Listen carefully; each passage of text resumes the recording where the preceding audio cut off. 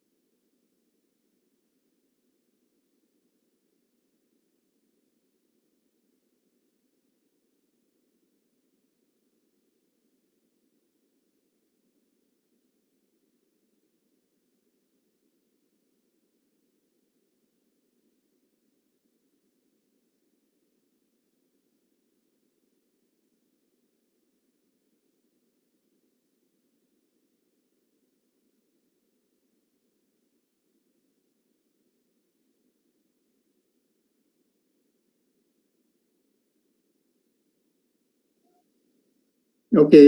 Good morning.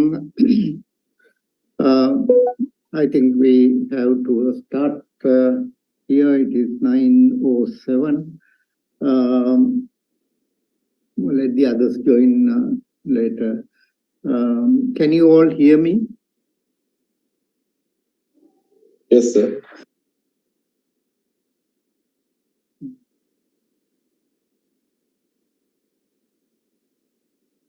Right. Okay.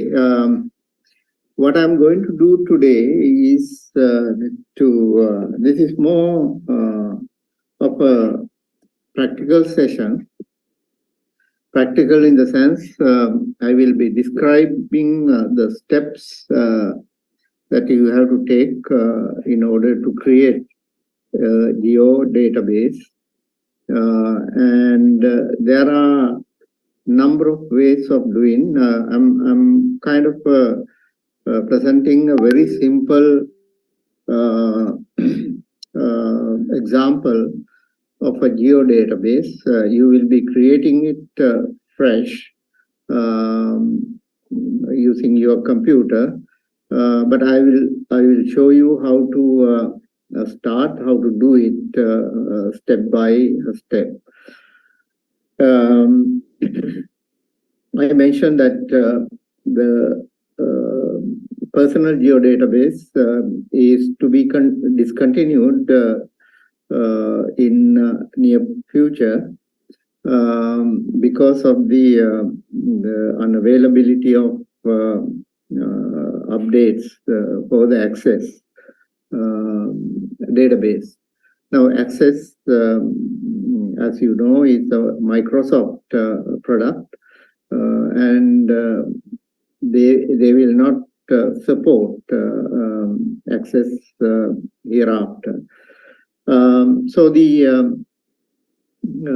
geo database, there are two options left. One is the enterprise, for which I think we don't have a license, but we have to check. I haven't used it. That is mostly for large databases, and they don't have any limits. Only limit would be the hardware limits that you might have. And therefore, we will be working with the file geodatabase. Now, file geodatabase is the intermediate geodatabase between personal and enterprise. Now, for most of our work, the personal geodatabase would be sufficient. Even the survey department is using, I think, personal the file geodatabase store their digital data. Now, to create a file geodatabase, we need first to create the shell, the store for the data storage, which is the geodatabase. Now, where you store data is you have a choice actually. First, you create the geodatabase, and you can compartmentalize the geodatabase using another provision, which is the feature data set. Feature data set is always created within a geodatabase. So first you have to create a geodatabase, then you have to create a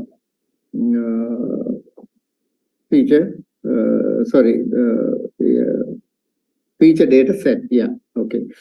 Now, feature data set is also a container. Geodatabase is a container. Feature data set is also a container. It will not have data until you populate it with your data. Now, so we go into we can store data either in the geodatabase without compartmentalization. So without feature data set, you can store your data all in one place. But it is much easier if you divide. I suggest the database is divided into feature data sets.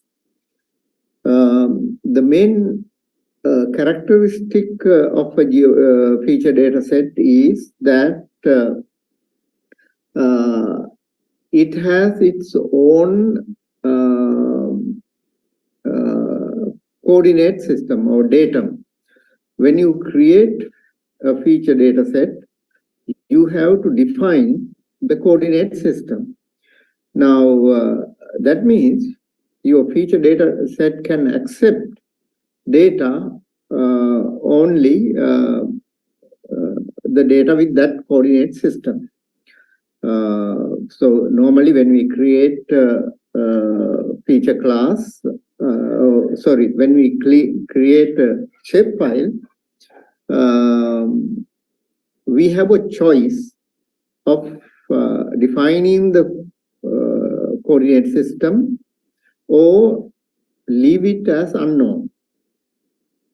Okay, at the point of creation of the shapefile, we can do that. Shapefile also we can do that if we store data in the geodatabase outside the feature data set, okay, in the common area.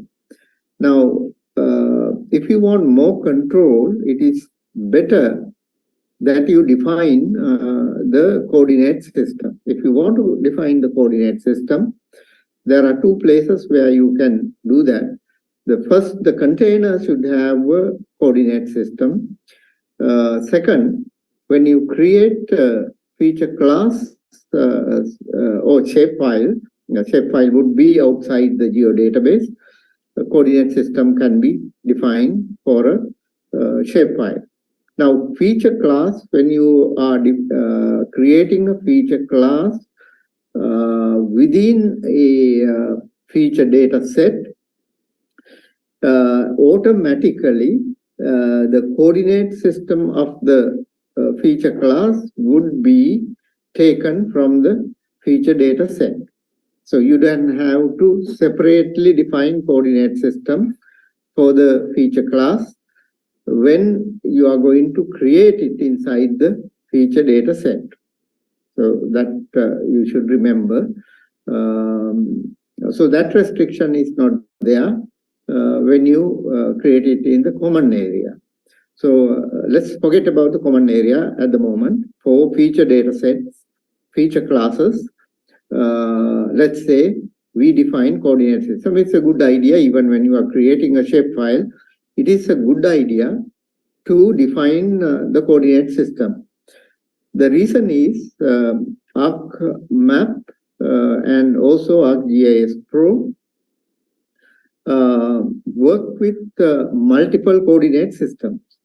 Now, it works flawlessly if every single layer has a defined coordinate system. Defined coordinate system, usually a standard coordinate system that it has.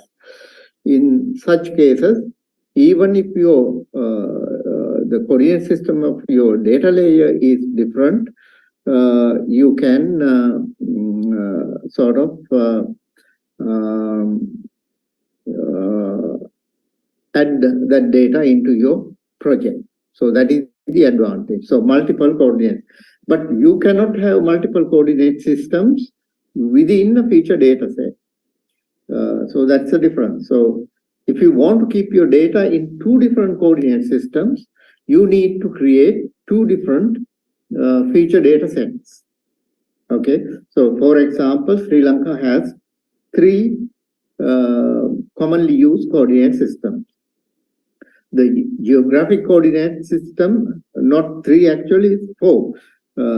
Geographic coordinate system, it can be either WGS 84 or Kandawala datum. So Kandawala datum you can have, WGS 84 datum you can have for your data. That's the geographic part, and if you have your data, if your data is in geographic at the display level, you can even convert it into a UTM coordinate system. Okay, so that's still geographic. Now then, the projected coordinate system would be, there are also two options. One is the Kandawala, that is the older coordinate system.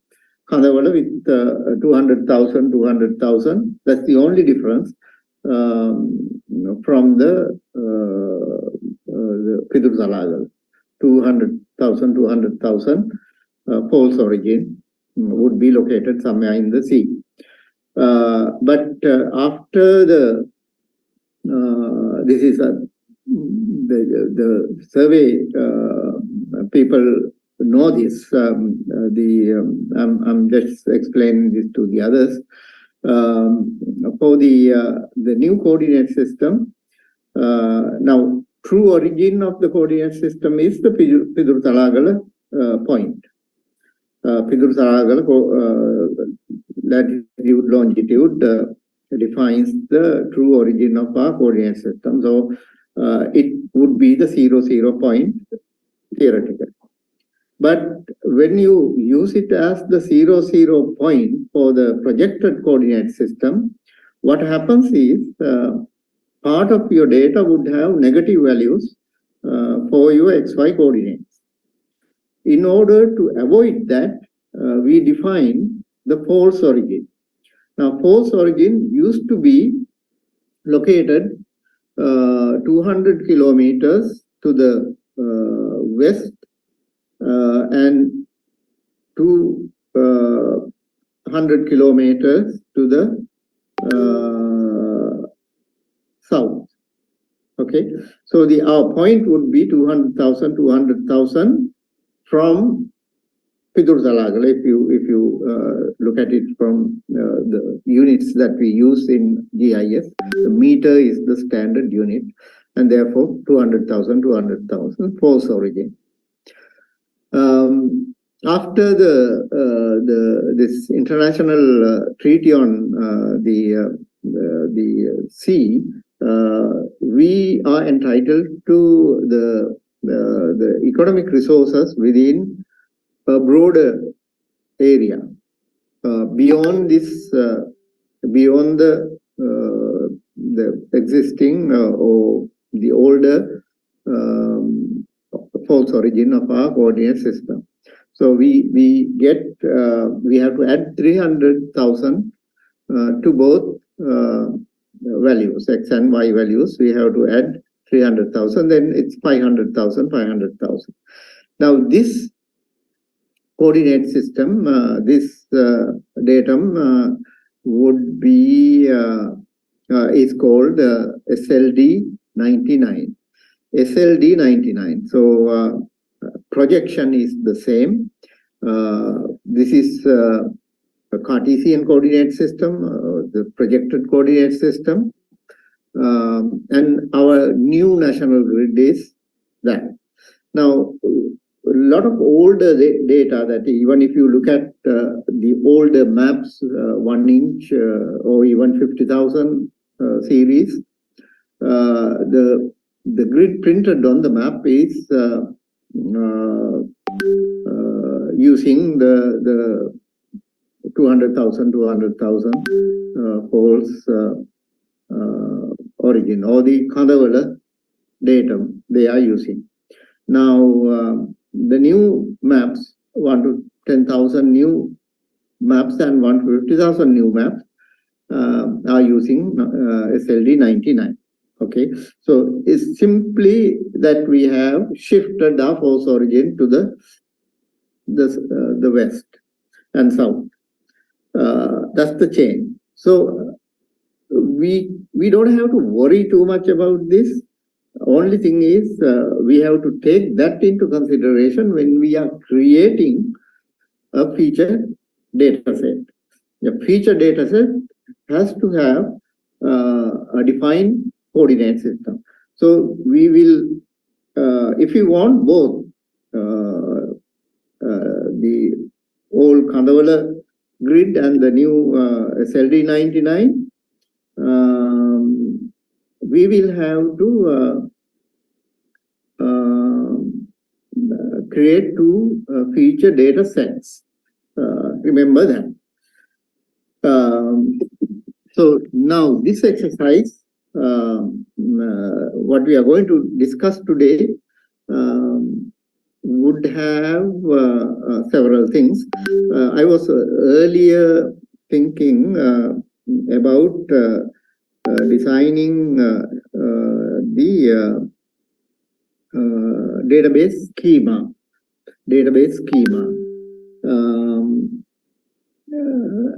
Maybe I thought maybe some of you might find it little confusing to develop the schema at the beginning.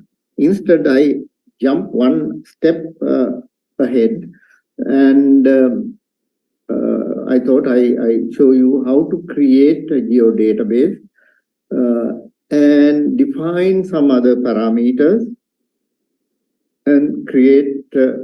So data you basically digitize from the Google images. So you will be able to do it using Google Image. Now, when you are using Google Image to obtain spatial data, you have to identify the area you are going to digitize. Now, this is usually done by adding a local data layer first to the ArcMap. When you create a local area to the ArcMap, everything that you so local area in a projected coordinate system. So we can use either SLD 99 or Kandawala grid. Either one would be okay. Now let's say we use the older one, Kandawala grid, and we have a map in that coordinate system, and whether your coordinate system is Kandawala, if you have not checked it, if your coordinate system is Kandawala or SLD 99, there are two ways of checking that. One method is you can go into the folder where you have your data. let's say we have the shape files. You will start with shape file. So shape file, each shape file would have have a PRJ file. PRJ file is the projection file. Now PRJ file would be, let me show you a PRJ file.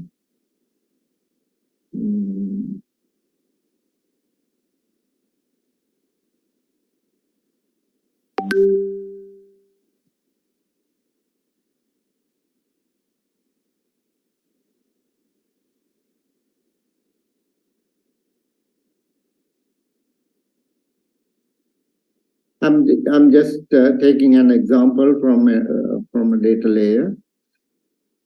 Now, so the PRJ, any PRJ file would have this format. It's basically a line. I will, if you can't read it, I will read it for you. You have the word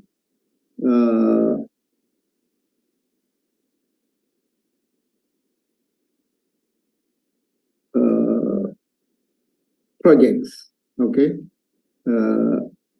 PROJECS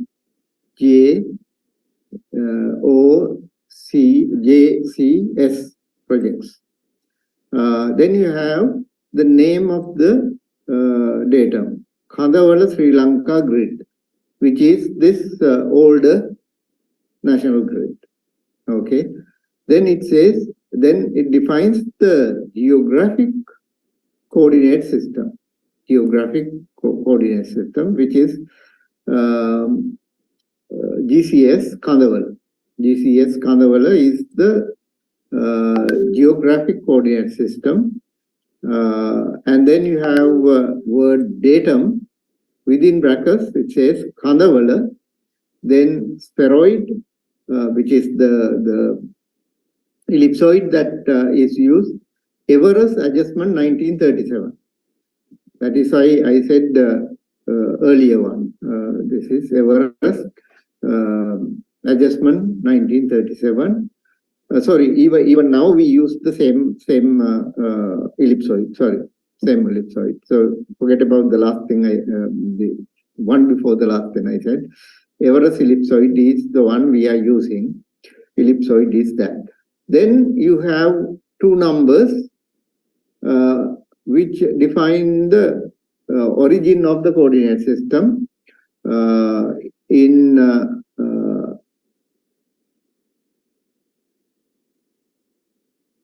not the origin, sorry.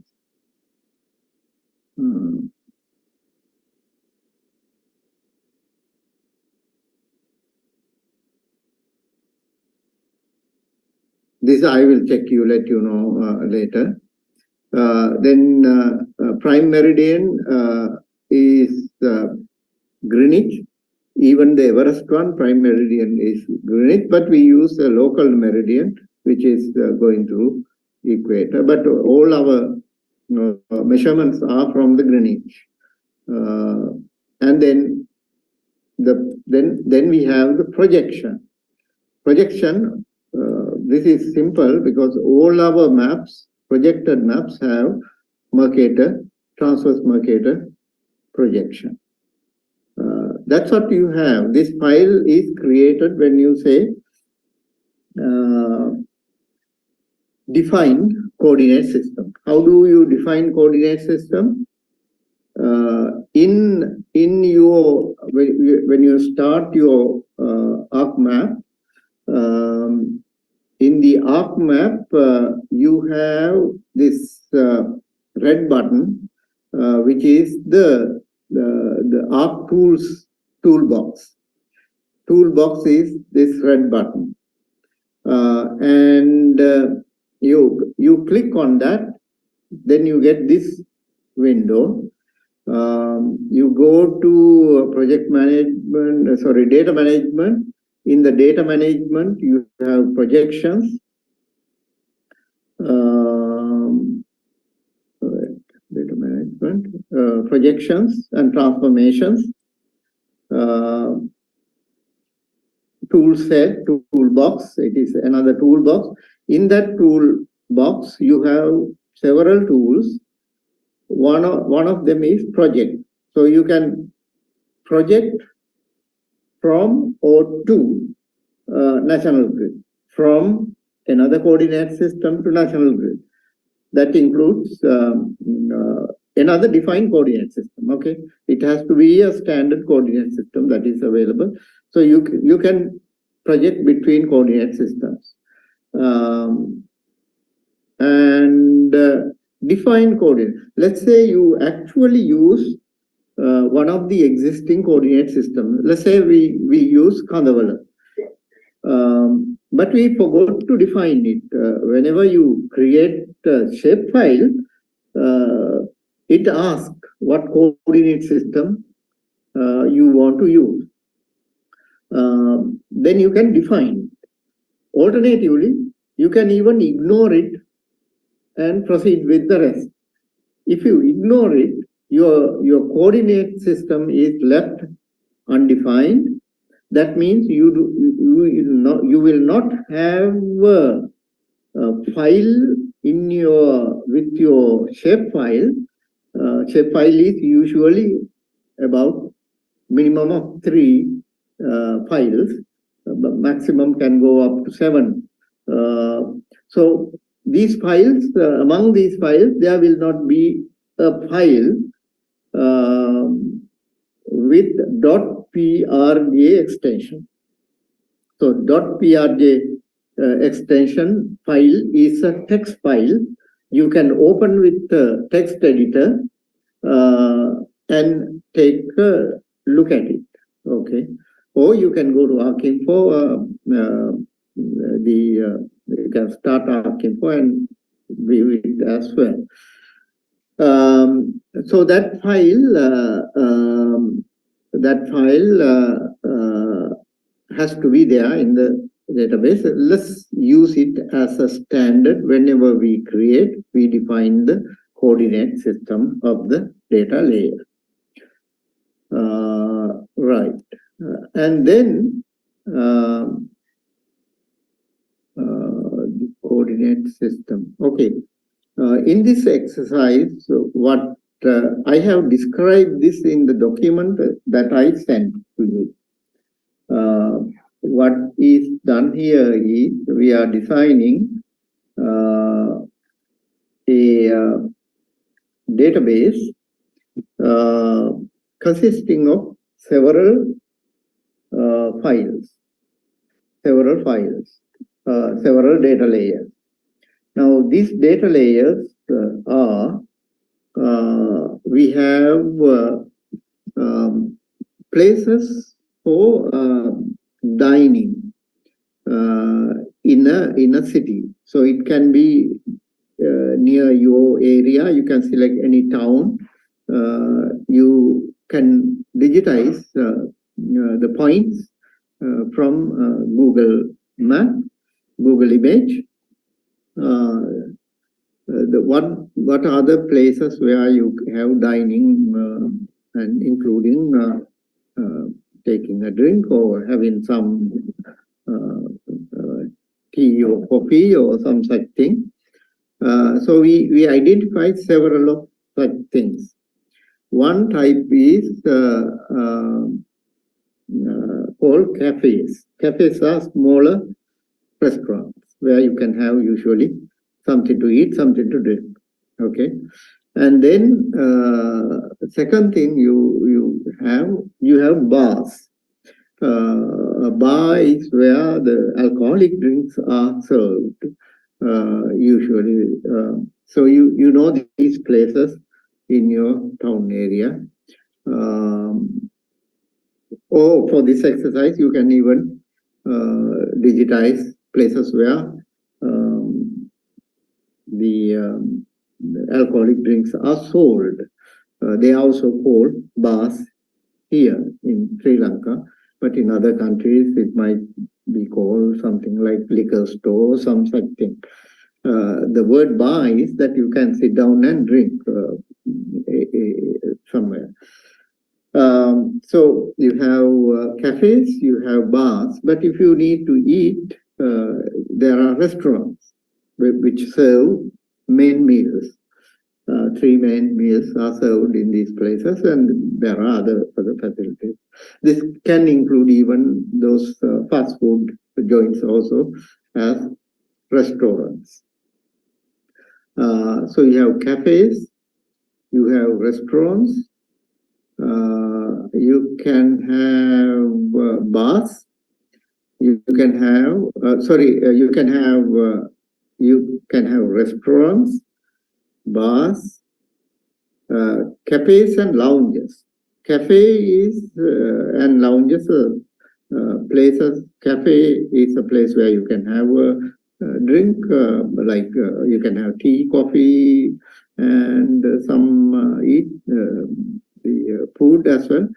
And then I combine that with cafes and lounges. Lounges also, usually in our country, lounges are available in hotels where you can sit down and maybe have a coffee also. It's the kind of a place where you can rest, stretch your legs, basically rest. So cafes and lounges, similar characteristics. They usually serve something small to eat, something to drink, and that kind of thing. Non-alcoholic drinks, usually cafes and lounge. So those are the 4 types of establishments that we want to have in our database. So cafes, restaurants, bars. Let me read it again. Restaurants, bars, cafes and lounges. Okay? The 2 categories I deliberately joined into one layer, cafes and lounges. Now, these 3 can be digitized from known places, or you can even digitize using, you just decide arbitrarily, have a set of points for this exercise. They don't have to be authentic. Just locate it. Your location is authentic, but the establishment doesn't have to be authentic for this demonstration. Okay, so that's it. So first thing I did was I had the data layer. This is Kandy Municipal Area Map. Kandy Municipal Area Map. Okay. The smaller divisions show the GN divisions of the or the wards of the Kandy Municipal Council. So municipal area is subdivided. Subdivision is not important. What do I get from that? The coordinate system, because I need to display this area in my Google image. Now, I hope this will work. You have this plus button to add data. There is a little tiny arrow. You might not see it, but from your computer you can see it. Tiny arrow next to the plus sign. And it also says add data. That is basically expanding this tool to 3 items. One is add data, which you can get by default by pressing, clicking this plus button. Then the other 2 options you have to select at the point you are adding data. Add data button is there. Then next one is add base map. Base maps are maps and satellite images that are already provided with the software. I mean, you can access it through internet. If you have internet to the site where your computer has access to internet, then you can utilize this. This is the base map. So there are several options of base maps, but you have to get it from internet. So you need internet definitely in order to do that. Add base map. These are the options that you will get when you say add base map. I'm sorry, I cannot enlarge these things, but when you start ArcMap, by the way, my phone number is here. If you need, if you don't hear or anything, immediately notify to this number. Then I will know there is a problem. Okay. So these are the options. The first option at the top row is imagery. Second one, again, imagery, but with labels. You have text labels on the image. Third one, streets map. You probably know streets map, which is available from internet. Then topography, world topography map. Dark gray canvas, world map in this canvas. Light gray canvas, so another version of that. National Geographic map, this gives you place names, the country names, and so on. Terrain with labels, you have the terrain map, which is three-dimensional, 3D data. Of course, ArcMap cannot display 3D data, but it will.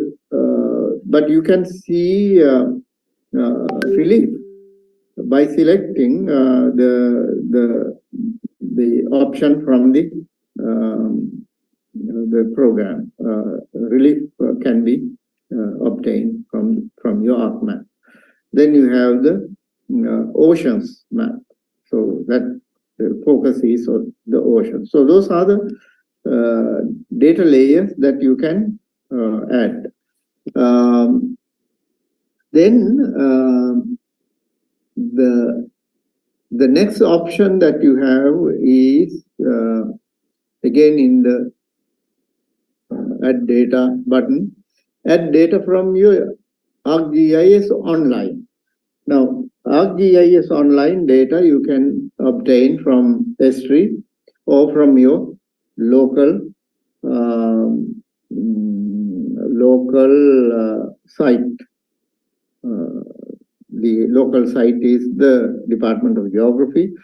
They are the providers of, they are the license holder of this software on behalf of the university. The university paid license.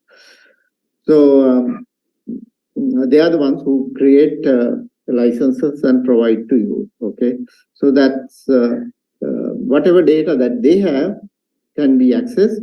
Alternatively, you can access the S3 website. In order to access both these things, you have to, when you start your ArcInfo or ArcGIS Pro, you have to log into their system.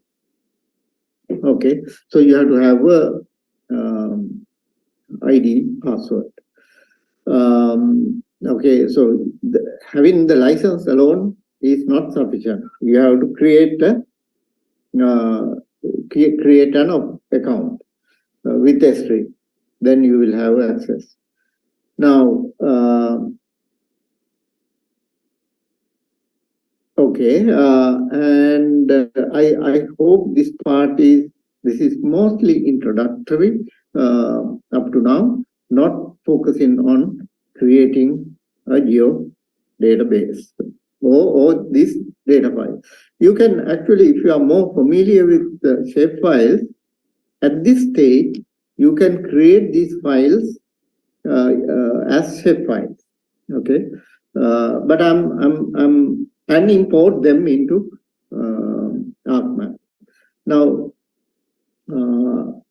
since you are new to GIS, some of you are new to GIS, let me show you how to create a shapefile. So in order to create a shapefile, what you have to do is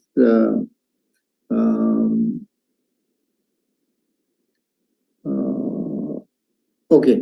Now the shapefile creation can be done in a number of ways.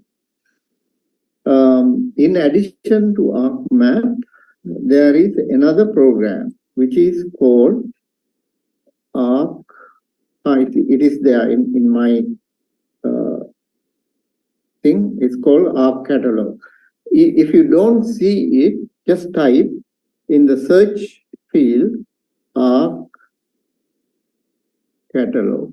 Usually when you type Arc, all the programs with starting with Arc will appear. So Arc Catalog.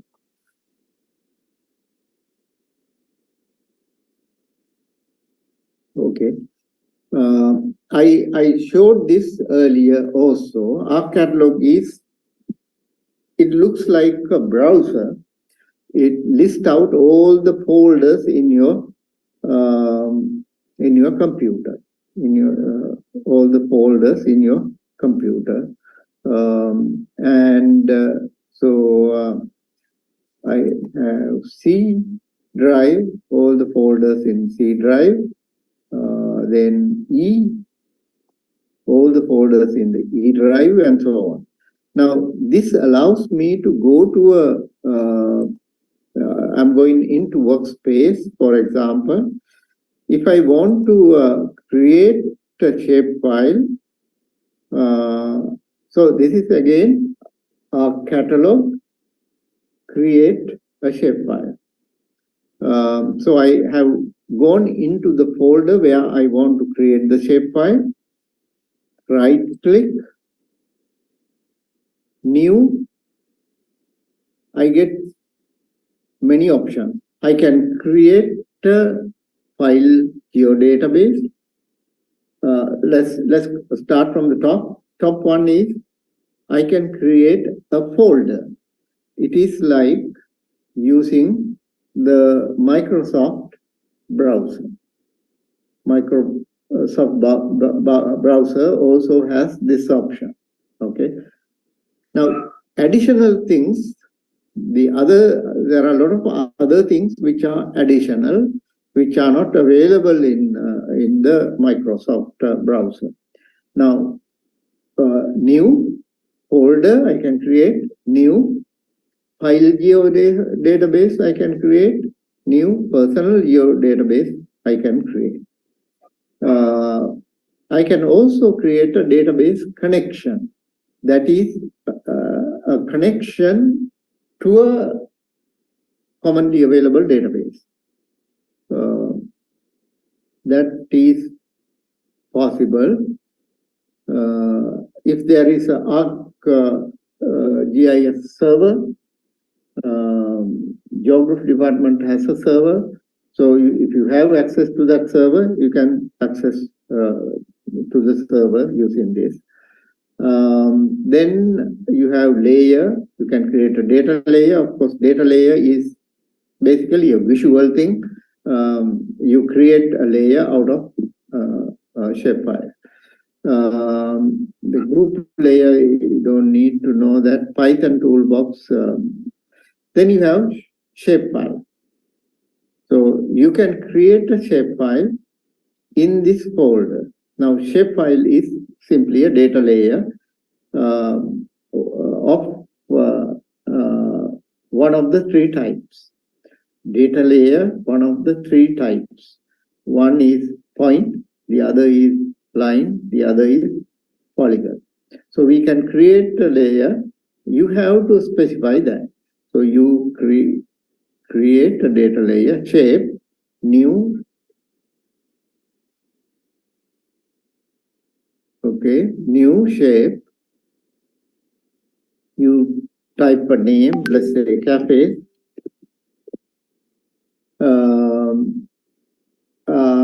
For these restaurants, cafes, and these things, it's enough to have a point. We don't need polygons.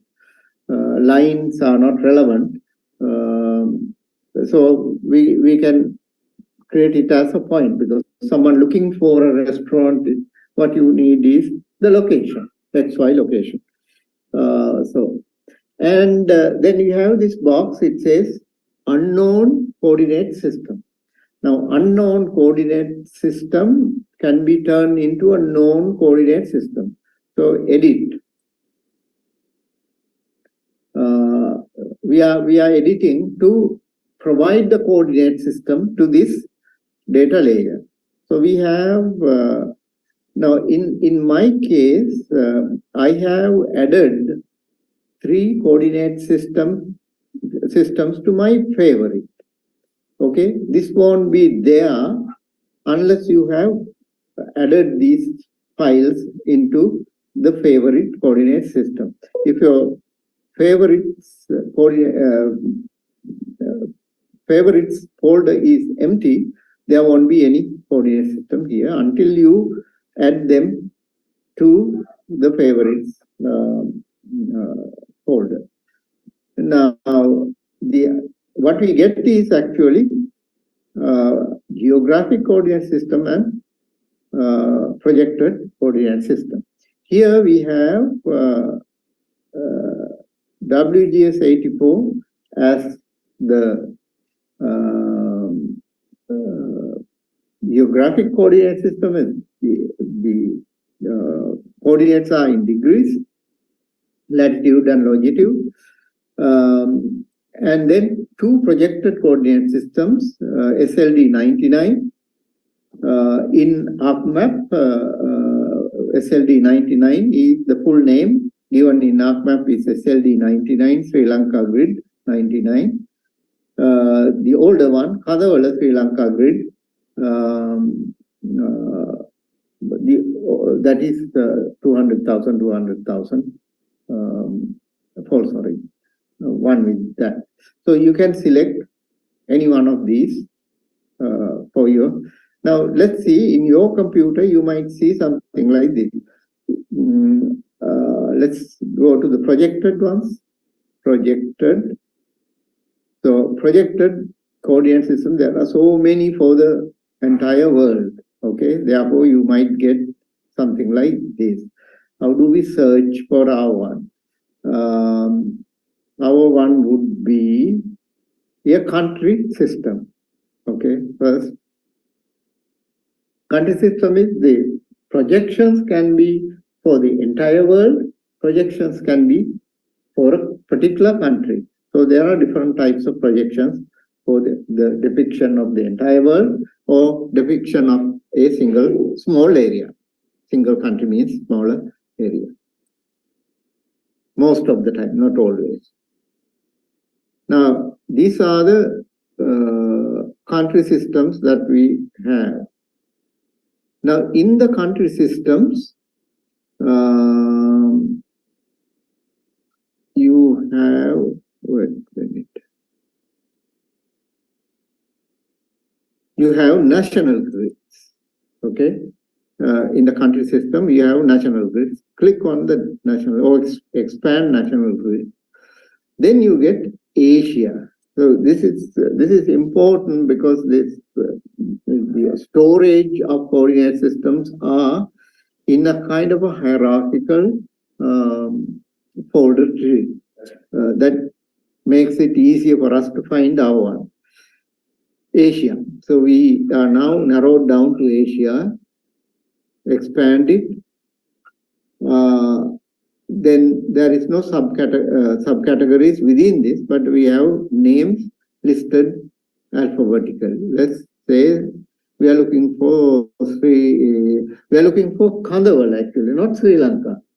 Remember, the name of the coordinate system appears as Kandawal. K. Now, Khandavala, this is usually students get confused when you have Khandavala, Ceylon belt, Indian yards. That is, it is in yards, 1937. We don't want that. Then you have Khandavala Ceylon belt, meters. That is the meter version of the first one. We don't want that either. We select the third one, which is called Khandavala Sri Lanka grid. That's what we select for our coordinate system. When I click on this, we get some information in this box. Projected coordinate system, name, Khandavala Sri Lanka grid. You get that. Then geographic coordinate system, because our original thing is the geographical coordinate system with the Sri Lanka, with the ellipsoid that we are using. That is the original. From that, we derive this plane coordinate system, which is the Khandavala grid. Therefore, both names will appear in this. Okay, so this is tied to this. We can edit this. You don't ever edit it, but it is editable. So I use edit to see the values again.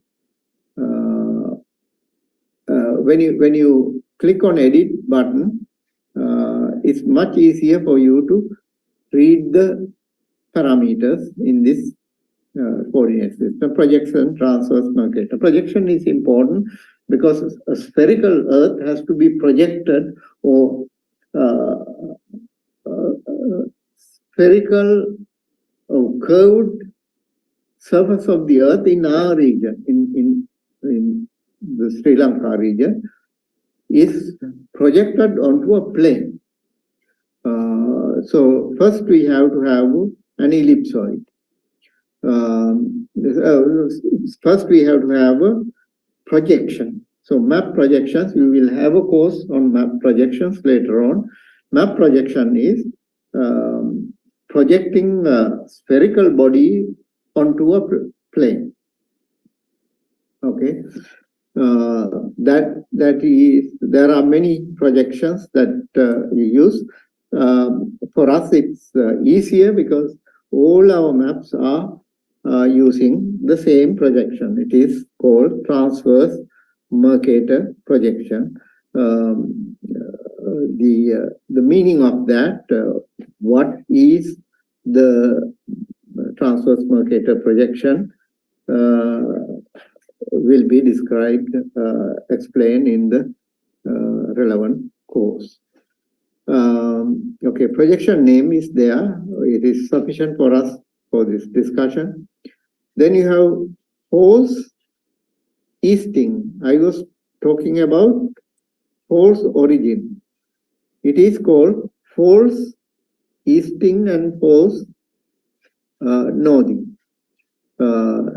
Basically, what it means is the x coordinate and y coordinates of the point, which is the origin of our coordinate system, but origin, the false origin. Actual origin is Pidursalagala.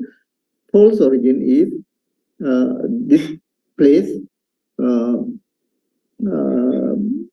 far away from Pidursalagala, but on the same plane. Okay, if you place a plane on top of Pidursalagala, all these measurements are done on that plane. So it's a projected coordinate system. Central meridian of our area is actually Pidursalagala. This is the latitude and longitude of Pidursalagala. This is actually the longitude of Pidursalagala, 80.77, that. Then you have the scale factor 0.99. That's the scale factor along the meridian. Then you have latitude of origin, which is also the latitude of Pidur Talagala, which is 7.000 number. Okay, that is the geographical coordinates of the Pidur Talagala point. And then you have linear unit meter. So we are using meters as the unit, the smallest unit that our coordinates are in meters. Basically, what it means is that. So that we don't have to worry about it. It's automatically generated. It's copied onto this. So we have this box. And that's all we need actually. So we say the cafes has the feature type point, coordinate system Kandavala, and say okay.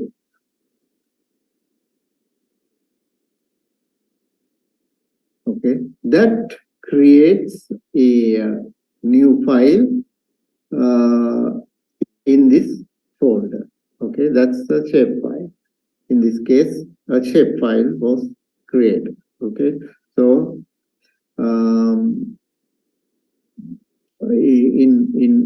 these ones are created earlier, so I have those. Okay.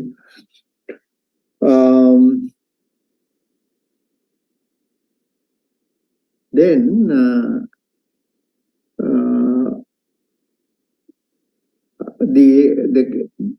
these feature types, we have created several feature types. Let me see. I did something else also. Whatever I digitize the data layers, I then combine them. So what we have here.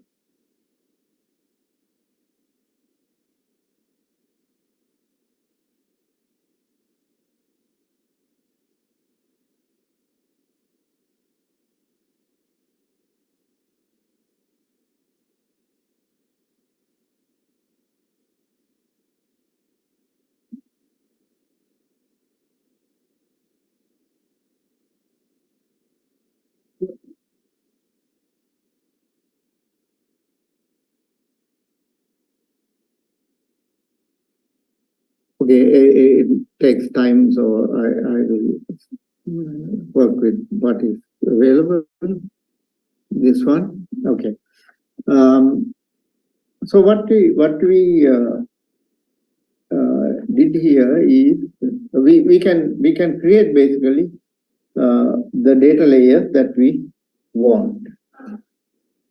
Now, our simple database, if you look at the database that we create. Oh, okay. So one other thing. Now you don't have to go to catalog in order to create your database. There is another option.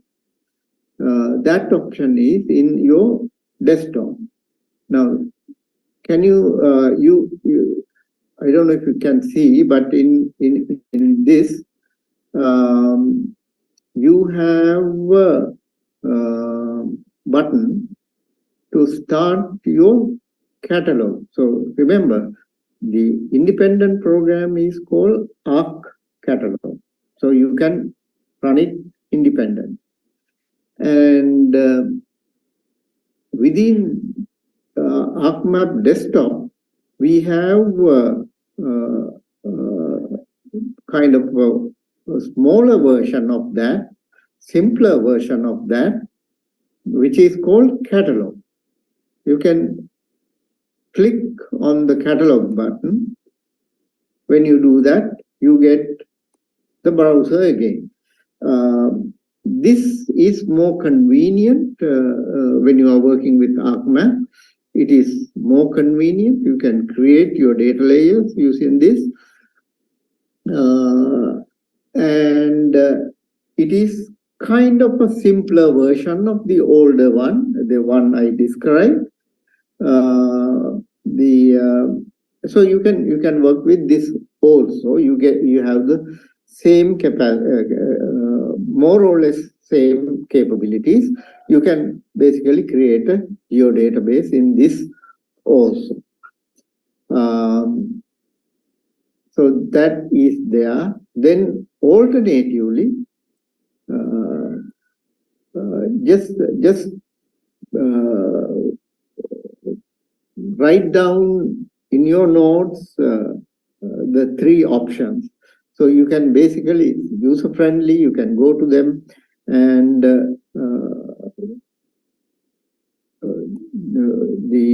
and work with them. Now in the catalog, I remove this. The coordinate system I remove. Then I click catalog. Sometimes if you after installing your software, your catalog might appear somewhere on this side of your desktop also. I can go to the folder I want.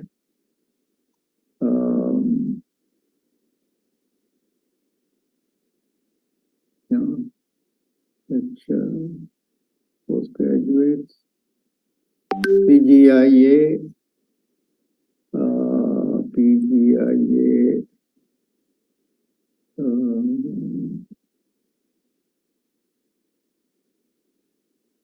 PGIA, ready.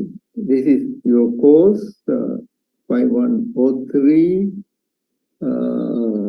geodatabase. Okay. Here, I have created the geodatabase. You can see it.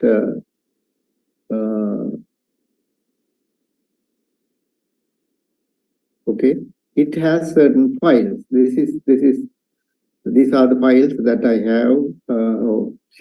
Feature classes I have, and then I have another one here, which has the name of land management, but I don't have a lot of data in that. It's only road layer. So you can have any number of feature classes in this folder. Now here, the coordinate system is Kandawala Sri Lanka grid. So these are available. So if you don't have anything here, you can, if you don't have geodatabase, you can simply create one.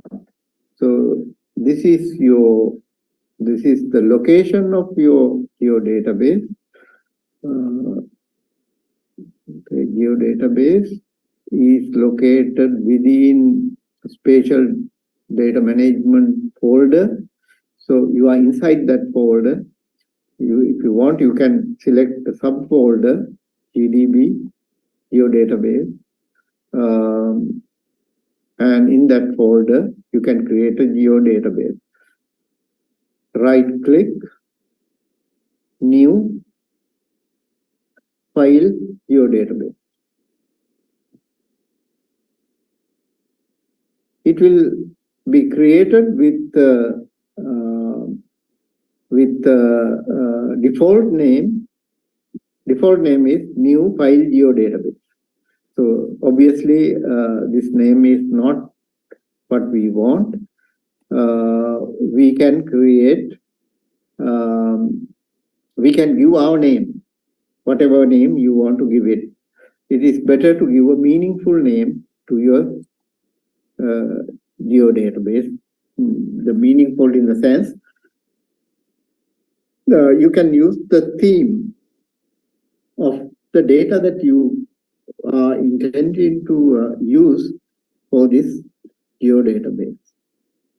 Okay, so that's simply a creation of a geodatabase.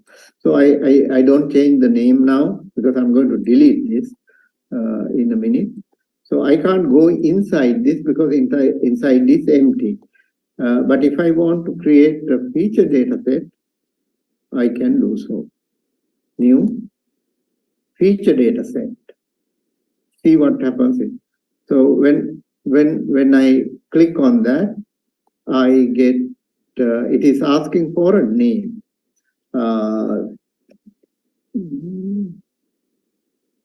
Let's give it a name. Eating places.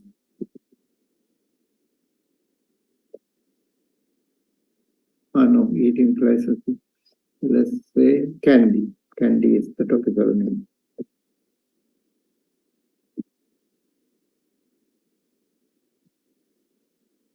In geodatabase, everything that all the names that you use for whatever must be typed together. You can't have spaces. Spaces are not allowed. So the name should, if you want to separate two words, you can use underscore, like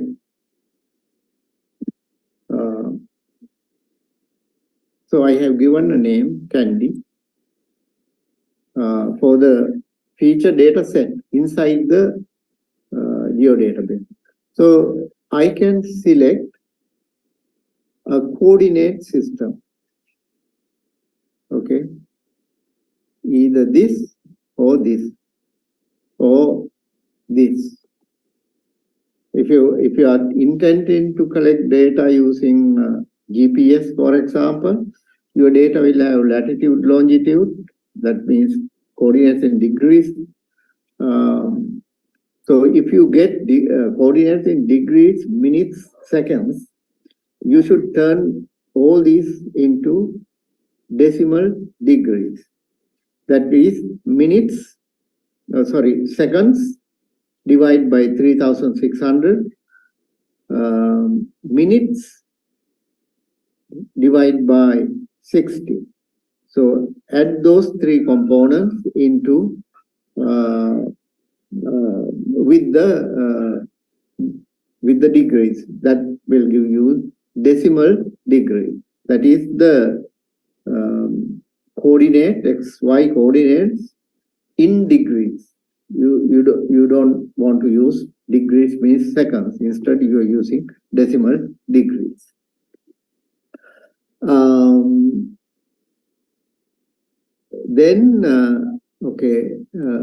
So you select the coordinate system that you want. Let's say Kandaval.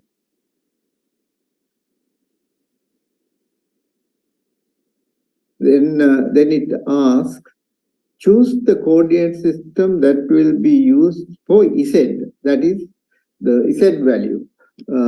So we don't want to define anything. You can see what vertical coordinate systems that are available. Ellipsoid base, gravity related, unknown height. So we don't want to define anything because in our data layer, Z dimension is not defined. We have a plane coordinate system, not a 3D coordinate system. So leave it as it is. Don't make any change. Next. These parameters, use the default parameters. You don't have to change them. Finish. You see, your candy appears as a container. Now click on that. So now the database, I can go into the database where I have candy. If I want to add another town, I can do so.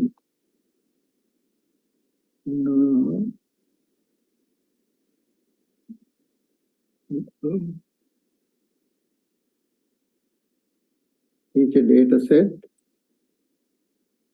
Colombo.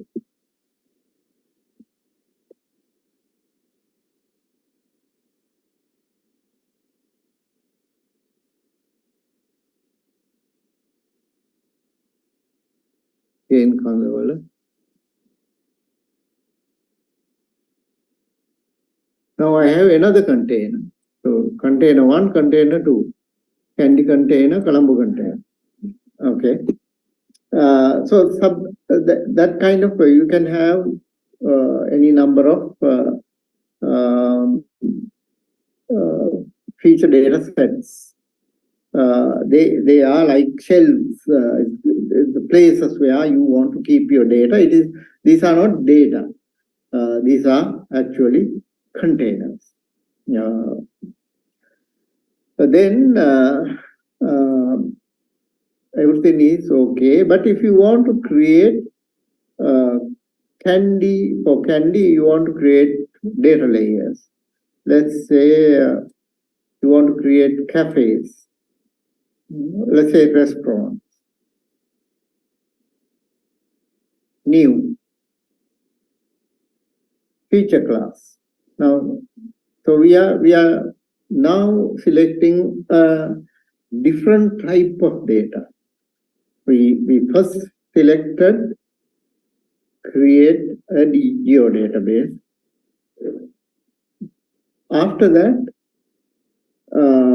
we want to create something else within the geodatabase.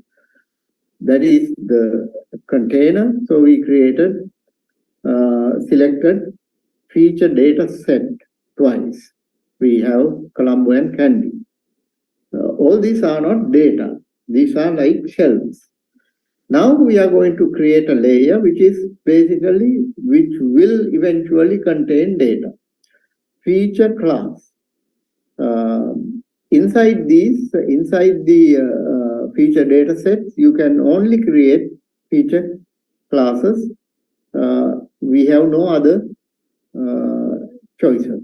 We have another choice.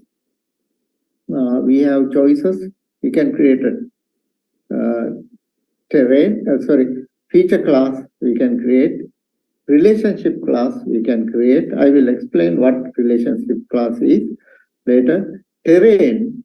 We can create topology. That's a very important section in working with geographic data. Topology is gathering information about the relative location of things in my database. Relative location, not the absolute location, relative location. Within a shapefile or a feature class that already has the location coordinates precisely defined. Now we are trying to, so in this, the coordinates define objects or shapes or geometrical features within. They might be polygons, they might be points, they might be lines.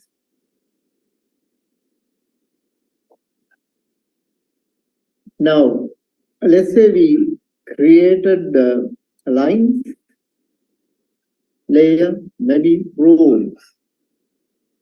What the topology, when you create topology, it will look at the line segments and their relative locations. And what is on the left and right of the location, starting point and ending point of line segments.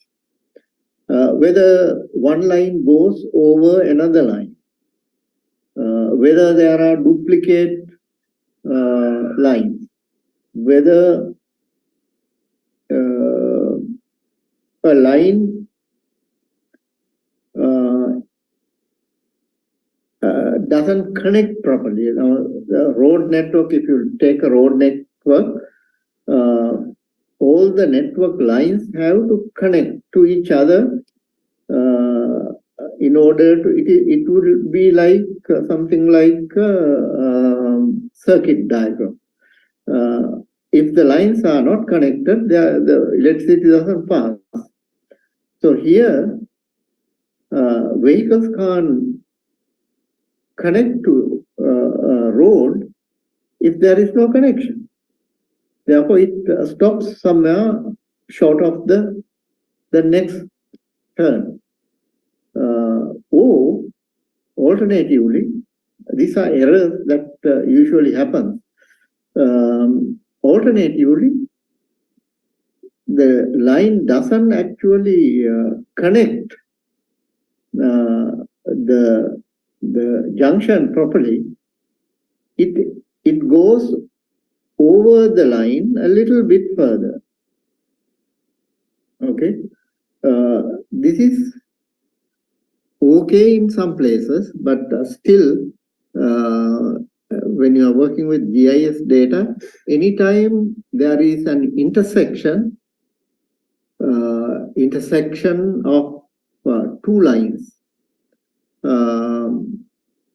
what you have to do is these two lines will be broken into 4 lines at the intersection. So that means you have to weld the line, two lines, into to form a single network. It is like a circuit diagram.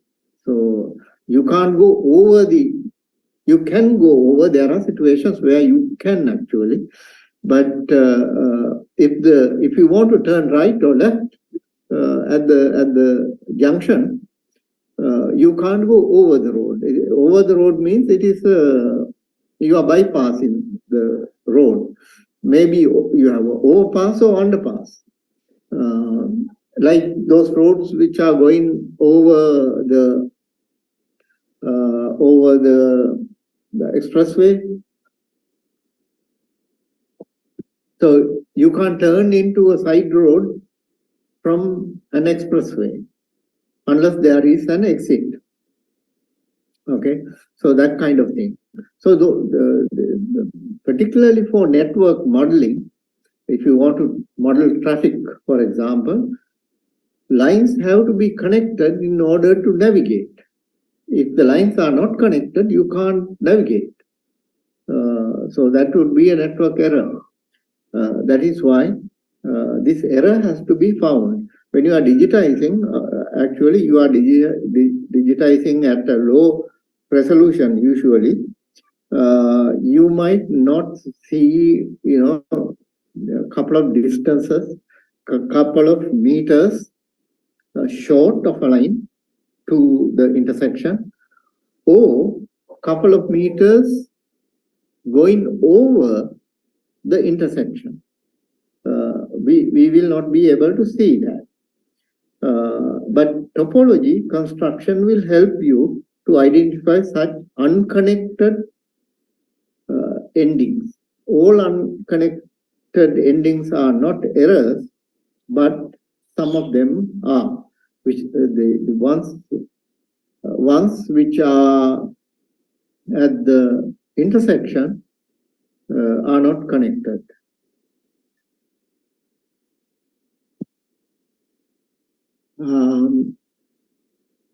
Just give me a second, I will be back.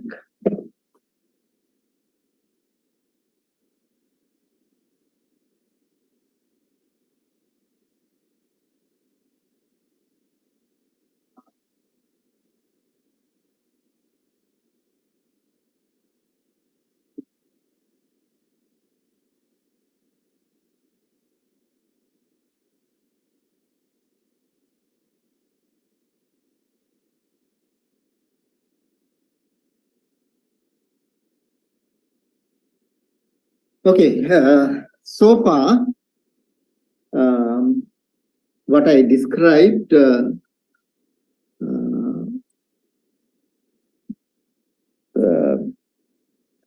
is there anything that you want to know?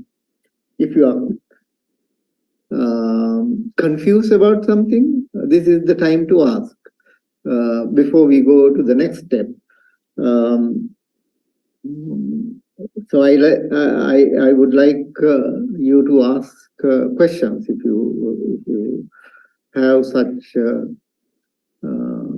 if you have difficulties or lack of clarity on something, I can explain it before going into the next step. If you are okay, just let me know.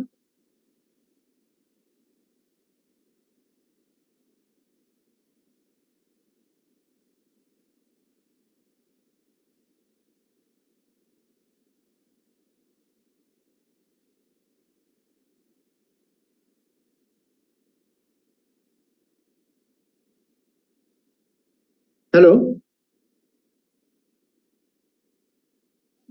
Hello, sir. Yes, sir. Is there anything that is not clear to you? No, sir. Already clear. The problem is we I think we have to practice this more and more. Yeah, I know. So we can understand what's a concept you understand. Yeah. Okay. Yeah. And you are familiar with working with Google Images, right?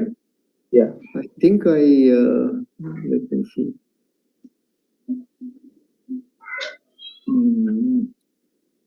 Let me add data plus button. I think I turned that on once. No, I probably did. So I'm going to select Google image.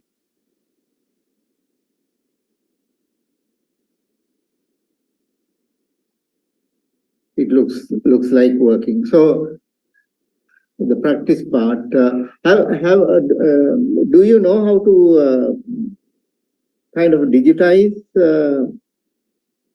from something? Create an empty data layer and digitize into that. If you haven't done that, I can explain. Yes, sir. We haven't You haven't done that. Okay. Okay. Now let me get rid of this map candy area. So that shows that the Google image that we see is candy. Okay. So you can easily identify candy.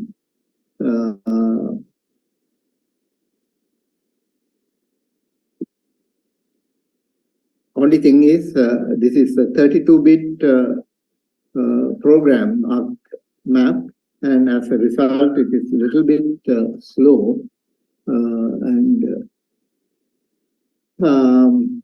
Let me see. Okay, so I have simply digitized a few restaurants. Let me add few more. I have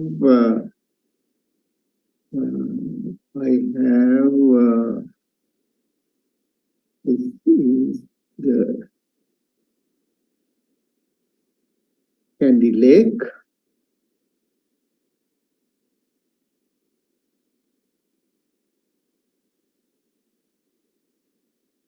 My Queens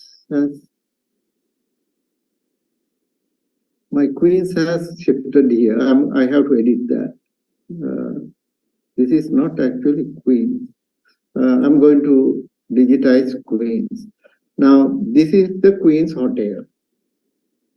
Okay, Queens Hotel has the restaurant somewhere here. Restaurant. No, here they have a lounge. That area where you can sit down and maybe you can have a drink also. It's a lounge. I want to digitize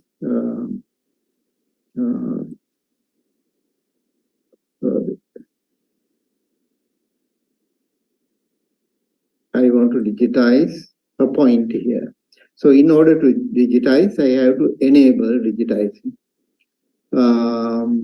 Enable digitizing is you have edit in this window at two locations.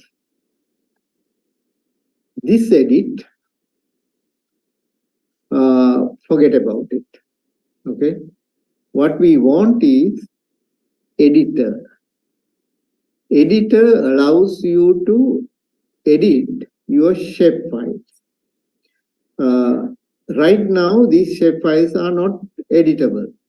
You have to edit enable. I'm going to enable editing. Start editing. When I finish, start editing cafes. Cafes. No, start editing food and drinks. I will explain it later. Okay, food and drink.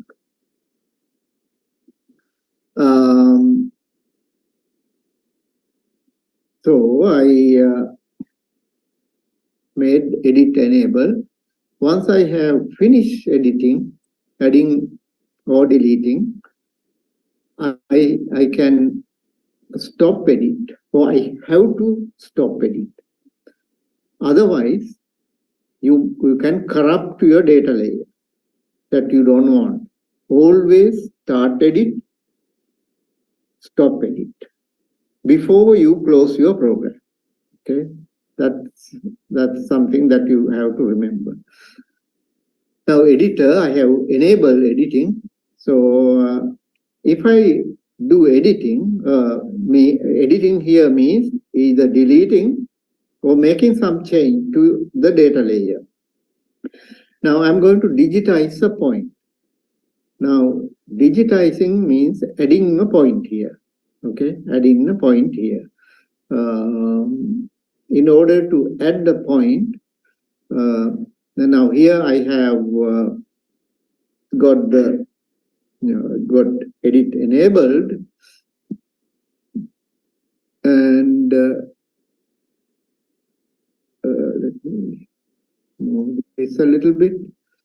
So editor has a toolbar. Okay, in this toolbar, the last tool on the right hand side is called create feature. I click on this. When I do that, I get a window like this, little window like this. I can resize this the way I want. Okay, it's better it is small as possible, but I want to see all the tools.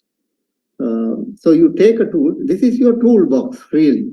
Just consider it as a toolbox. You are working, doing something, and you have a little toolbox with you, with screwdrivers and all that. So you keep it open. You don't take a tool, close it, and take another tool and so on. So you keep it open. Now here, the toolbox I opened, I can divide this box, this area, into two parts. One part will have tools, the other part will have just the name of the data layer. Okay, so at the bottom of this box, there is a vertical line.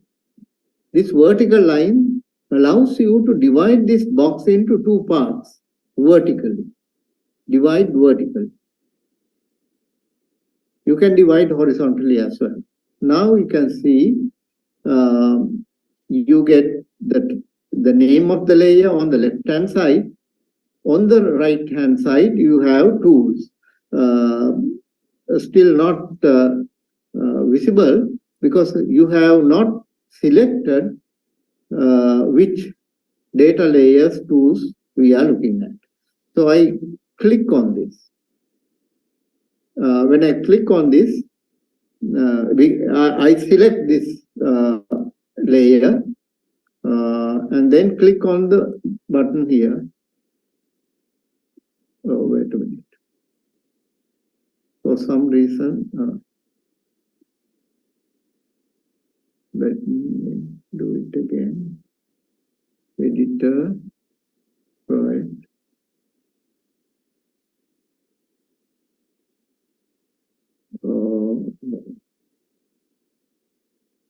Let me edit the cafes.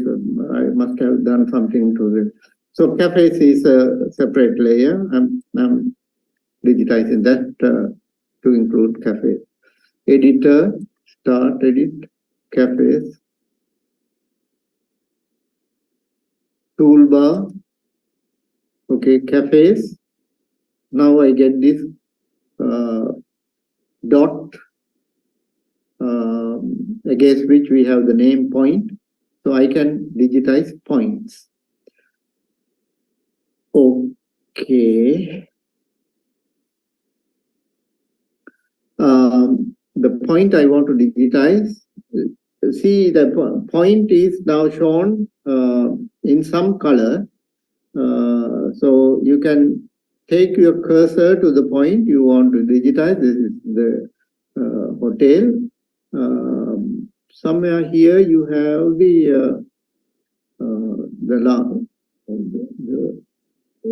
let's take the cafe. This hotel has a cafe. Okay, I clicked on that and a point appears. Now, if I want to name it, I can do so. In order to do that, I have to have the attribute data of this point. I don't want attributes or data of all the points. I just have attribute data of this point.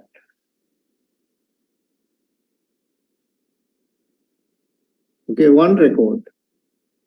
All are null at the moment. So name, I type Queens.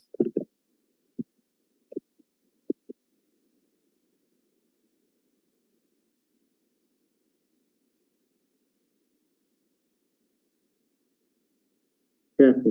I think it has a different name, but I can't remember what it is. Cafe. Website I don't have. Rating. Now, rating is that customers who dine at these places will assess the quality of this place. I mean, whether you consciously do it or unconsciously do it, you have some assessment. When next time around, when you want to go to a place in Kandy, restaurant or a cafe,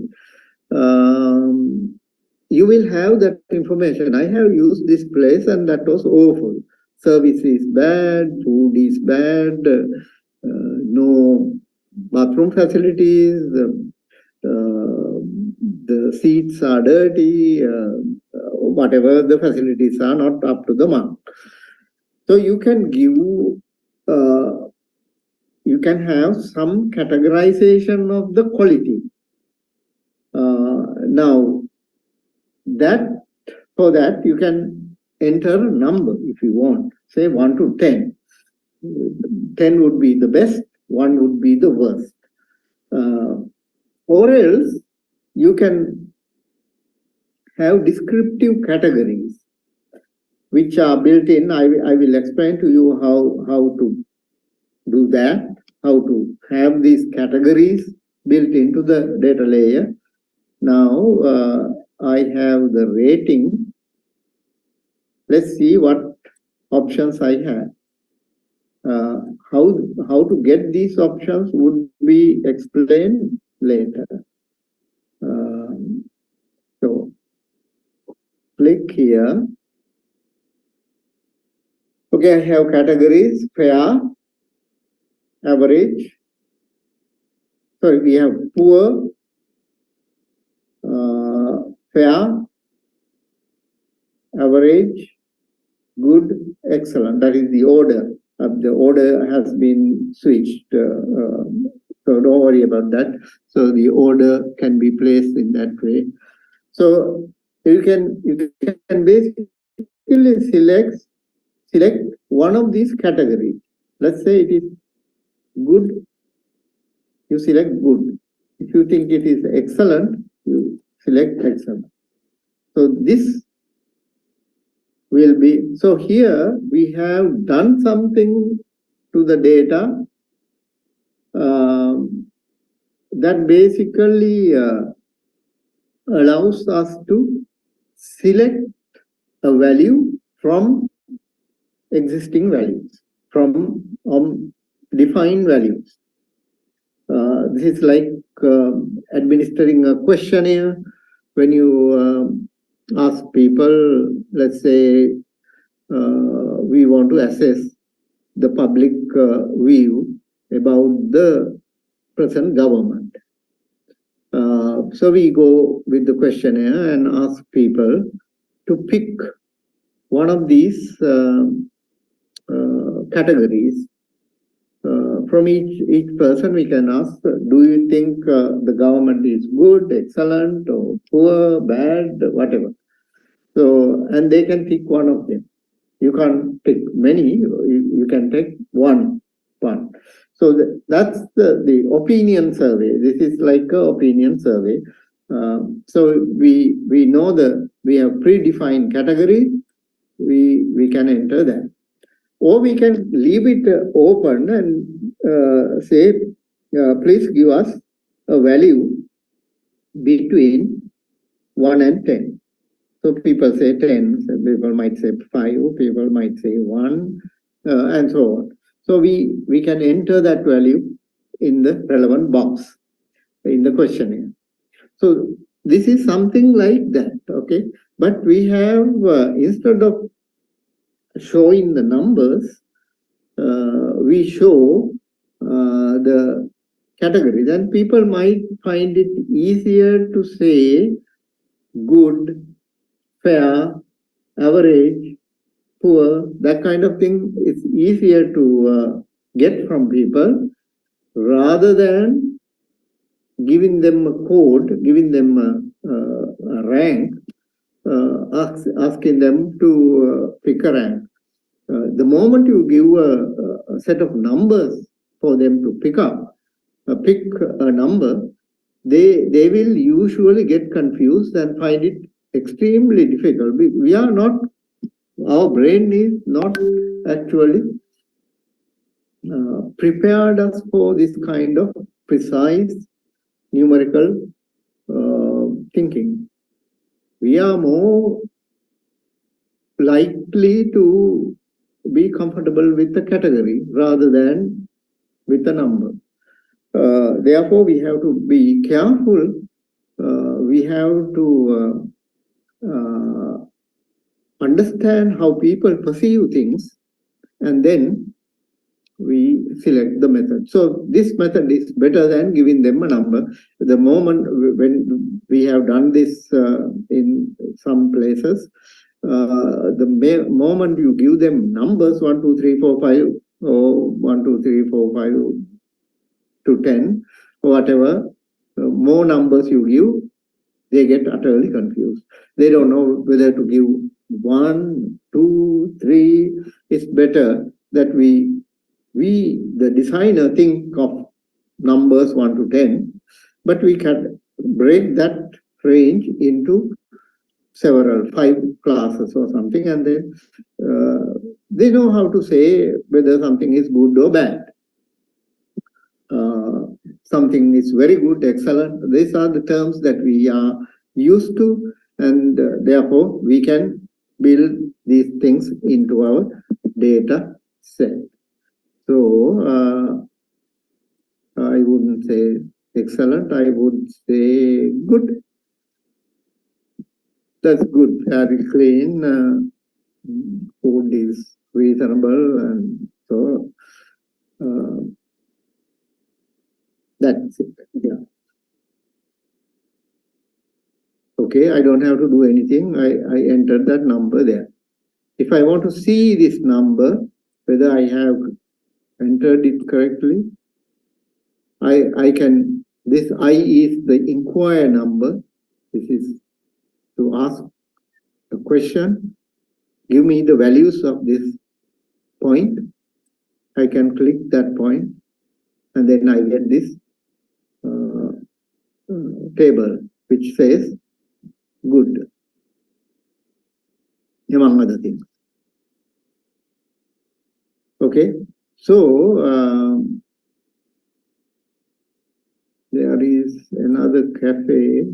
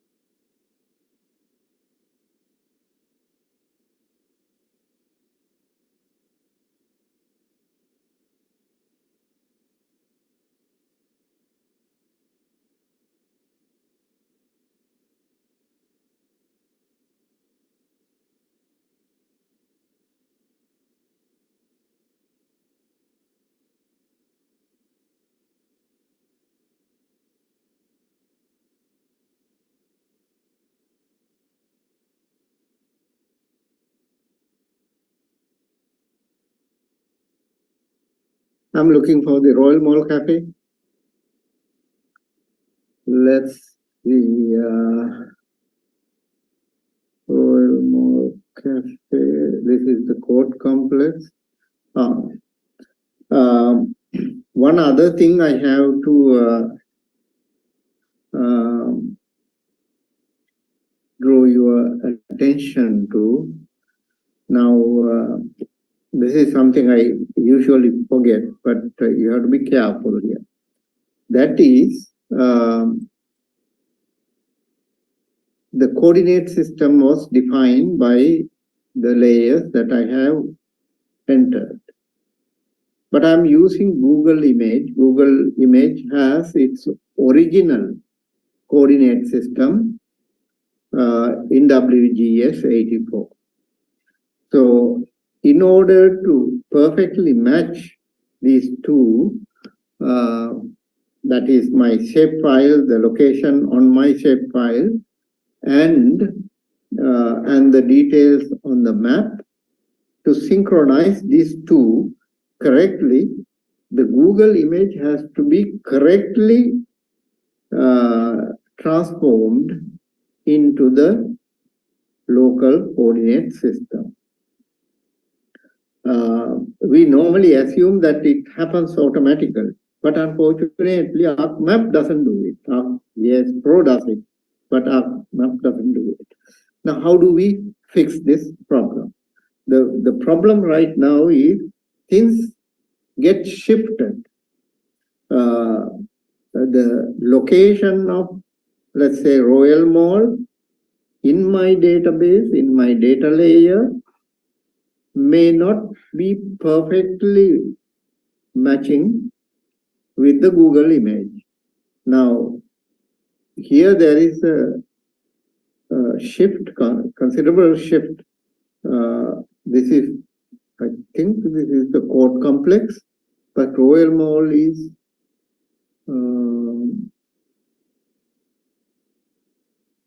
little bit further.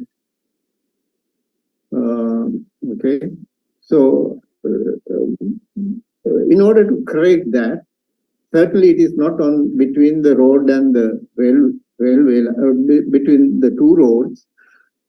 It is somewhere there. So I'm going to correct this. So what I do is click on layers. Okay, click on layer and press the right button.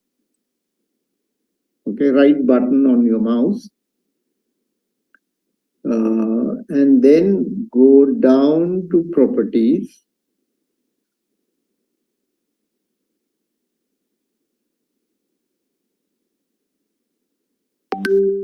again, the layers is the window within which your data is displayed. Now, we can define the coordinate system of this window. So we have come to this. So click on coordinate system, transform. It says none here. Using transform from Google to Kandawala, using whatever, using none. So our coordinate system is not given here in this box. So we select it now, Kandawala. Now I'm going to say OK to this. See what happens to the location of these points, these red points, when I click OK, apply. OK, apply. Now refreshing. You can see now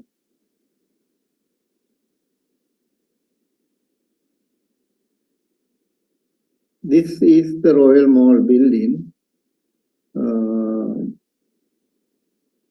So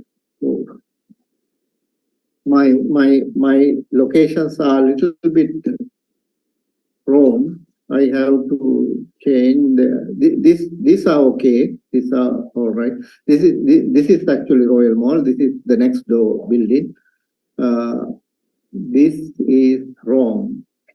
I will fix it later, but I'm not using the red button here. I'm digitizing cafes using green.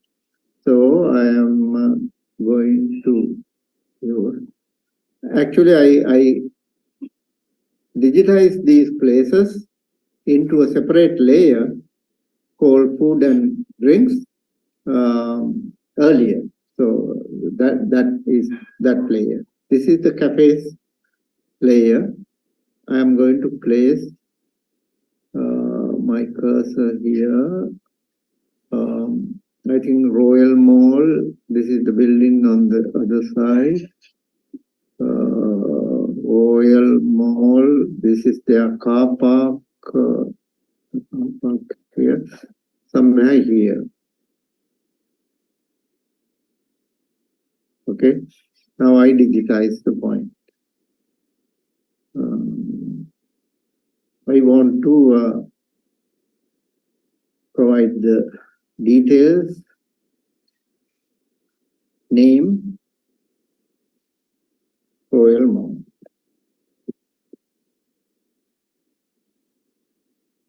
Cafe. Royal Mall has the restaurant also. Website. I don't have the details of the website, which you can get from the internet. Rating. So rating is a choice I have to make.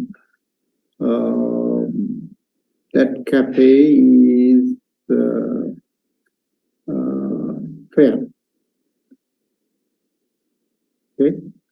In terms of service, variety of things you can have, this comfortability of the seats and all that. So you have what you want. And there is a bar also. So I selected it, not typed. So that's okay. Now if I check, I can say the point representing the restaurant, the name of the point, the restaurant, the cafe, and the quality of the cafe is given here. Yeah.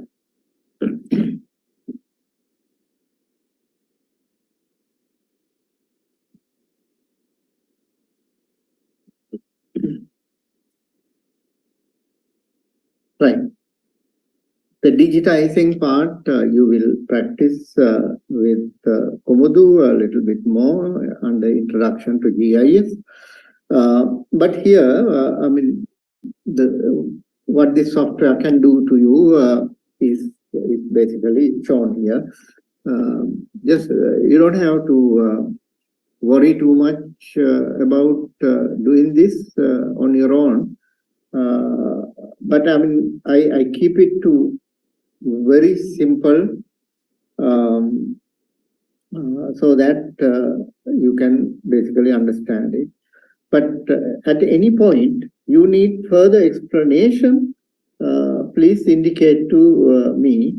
You can basically ask the question. It's better if you ask the question because it's me and you, nobody else, no other audience. Therefore, think of this as an interactive classroom. Ask the question so I can then explain to you. So this is about digitizing points. This is something that you should do to get a data set. That data set would have restaurants, bars, cafes. So instructions are given in that. So this layer is basically cafes. Let's say we want to create another data layer, restaurants. First thing I have to do is that I have entered something. I stop edit. If you want, you can save your edits time to time. That is safer because sometimes it's not if you are using a laptop, power failures will not affect you immediately.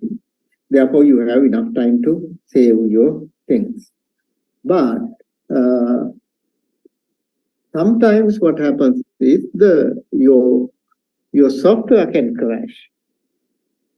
You have done a lot of editing, and at some point the software crash happens. You might lose all your edits unless you have. So keep on saving time to time. This button is for that purpose. This button, save edit. So you save without actually exiting the edit session. Now let's suppose that we finish edit session.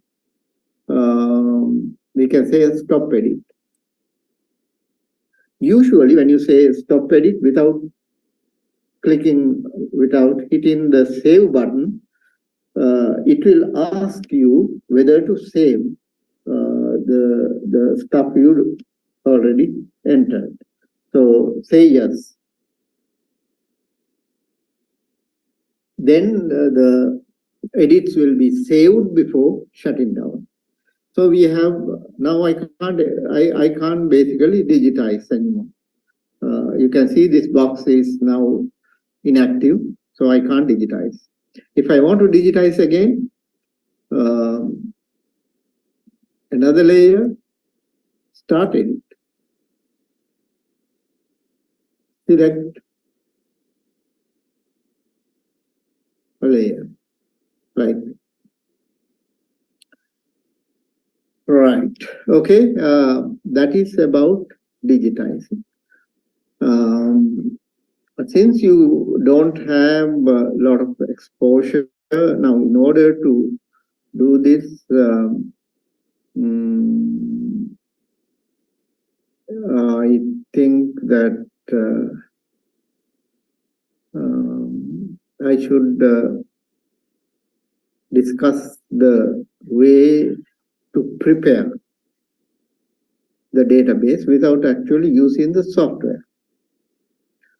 In your database class, in the first half of this course, you may have learned to do various things at various stages in order to develop a database. You have to come up with the logic, the conceptual design. You have to do the needs survey, find out what people want in terms of data, and then you have to put this together as a cohesive project from which you can prepare the database. And that is called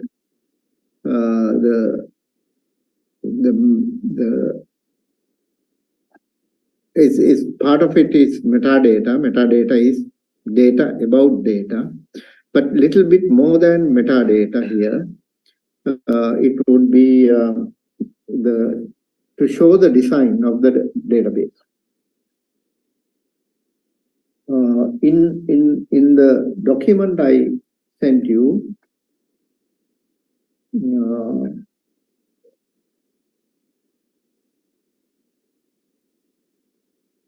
the steps are actually outlined. You all got the document, right?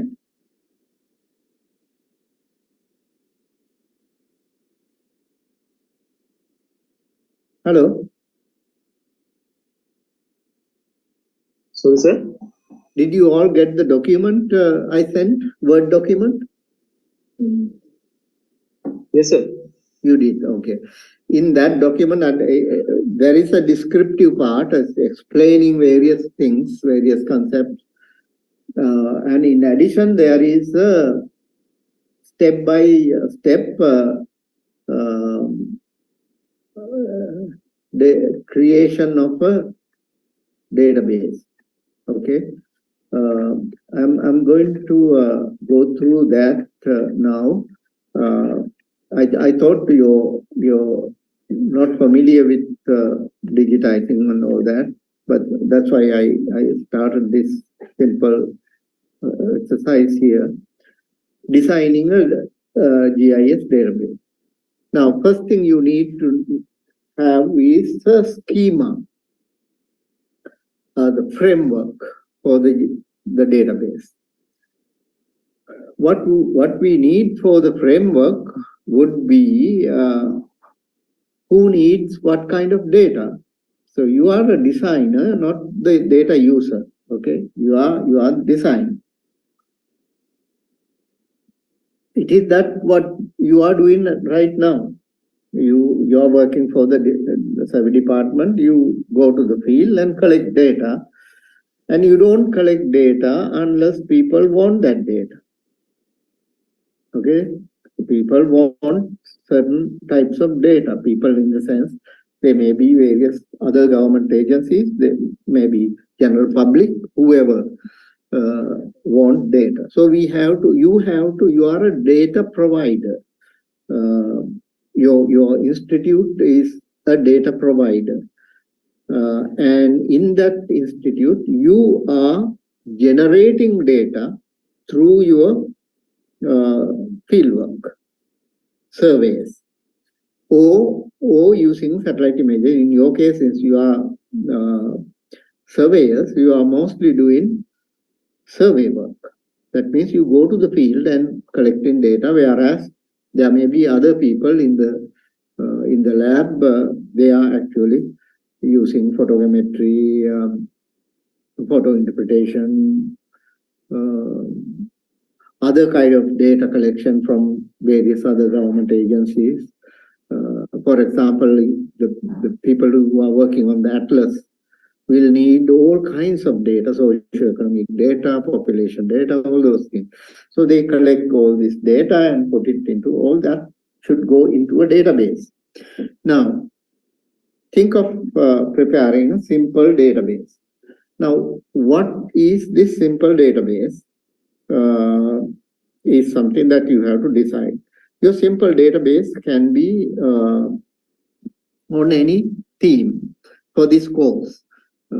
It can be any theme. You might want to produce, let's say, a land use information system. in a land use information system, you might be thinking of first mapping the land use in the area, the existing maps. Then you have to provide the topography. Now, in order to manage land properly, you have to be able to produce certain topographic or terrain information. And a farmer might want to know a particular land, what is the slope of the land. Now, slope of the land is important criterion to decide selecting a place for a farm, for example. You don't want to select a place which has steep slopes. Steep slopes have two disadvantages. One is erosion prone. The other thing is difficult to work, not two, actually many. Difficult to work in such places, particularly to use tractors and machinery. So that landslide threat is there. And also, even if you select a completely natural area that was not used for the last 2000 years, so you are the first to select this place for a farm, still you will have a very shallow soil layer. Because it's a sloping land, this land is naturally erosion prone. Even if there is some vegetation, there is always the balance between vegetation and the quality of the soil. When the slope increases, the quality of the slope, quality of the soil might decline, and as a result, you are likely to have a kind of vegetation adapted to shallow soils, and shallow soils may usually be poor in fertility. Therefore, you need topographic information. You need the stream network is very important because the streams provide water. So, if your farm needs water, artificial irrigation, if it is in a dry area, you might need that. So you want to know what streams there are. So from that you can see, examine the potential of tapping water from the stream to meet your water need. You are basically selecting certain environmental properties and then collecting data, and you provide this data. Now, in order to right now, what your database is basically a map. Now, traditionally, it is a map. So your database is a map. I go to the survey department and buy the map, and that paper map is my database. It has all the information that I need. But now we are becoming digital, and it becomes much faster, easier, cheaper for me to find a suitable location using maybe, not just one criteria, but multiple criteria for selecting places for a farm, for example. It may be a farm, it may be even a housing estate, golf course, or whatever it is. So we need spatial information to select places. Now, in order to determine how to put this data in a database, we have to create a database. So I showed you how to create a database. So new feature, new database, which is we are going to use geodatabase. In this case, we select personal geodatabase. So personal geodatabase was created, and within now that database was now split into number of compartments using feature data set option. Okay.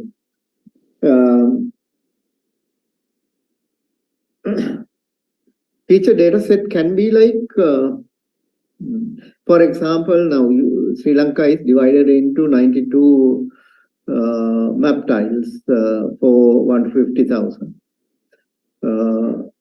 We can actually use that to organize our data. So we can place our data in. I mean, even though our data is stored in different compartments, ArcMap can read data from all these different feature data sets. Okay, so it doesn't matter, provided we have maintained provided we have defined the coordinate system correctly. So we can do that.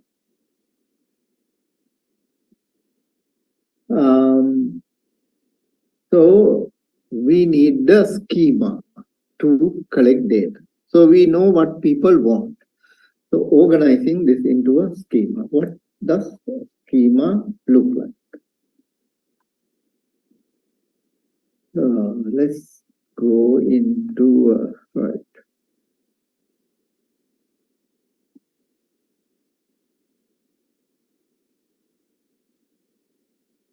I'm going to. There are graphical programs in order to produce this.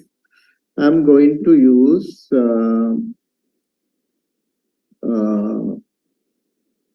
this is an example of a geodatabase that we created. Now I'm going to use Excel because Excel is good for this kind of work. You can have several sheets to store different types of information about a data layer. Now, first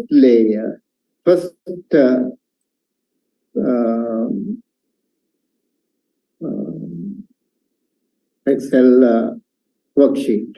Okay, these are worksheets. I'm using the different worksheets. They are named differently. So we have the different worksheets. So the opening worksheet, the first one.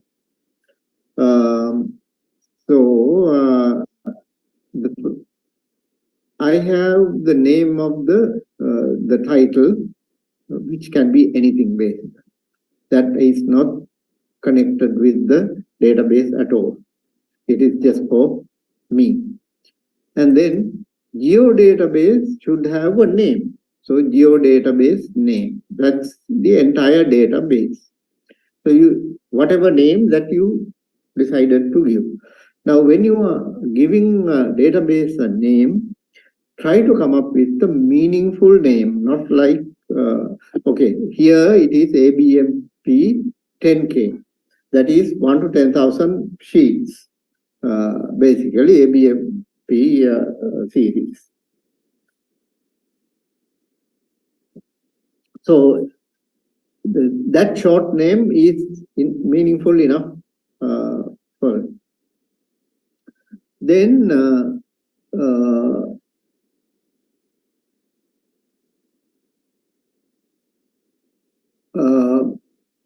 we have the feature data set. You can have okay, you have database name.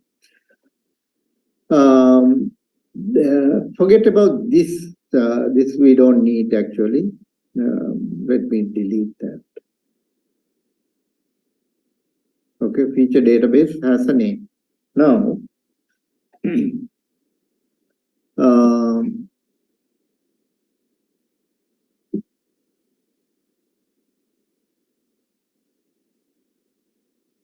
the feature data set,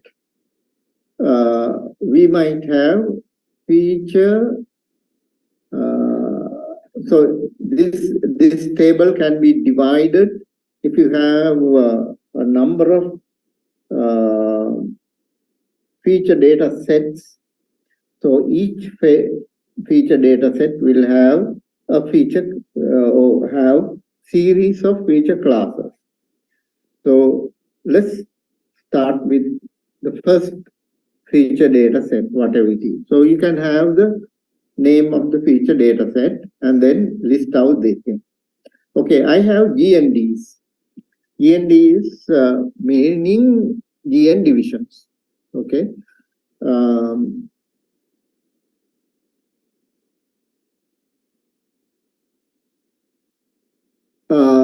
GN divisions.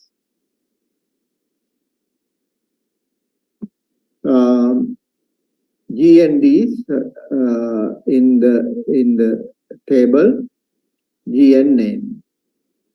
GN name is the layer name. Okay, GN, not the layer name. Sorry, GNDs have names. So GNDs is a polygon layer. So GND data layer important parameters we can actually list out. So what are the important parameters in the table? So we have the name. Okay, name, code. Okay, district name.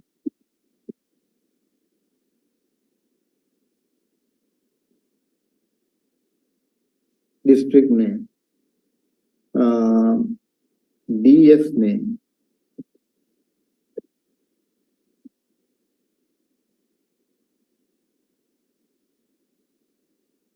Okay.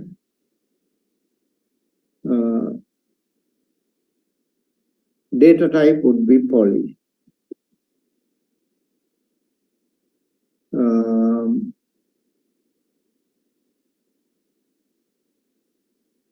Okay, so I'm filling these things. GN name, code, district name, DS name. This kind of information is important. So my data layer should have these things. Should I have population? No, we don't need population. Maybe area. I can have population in a table. That is the reason why I don't want population. You can have the GN, the Niladhari, Grama Niladhari, GN name, GND name here. Okay, GN's, the officer's name.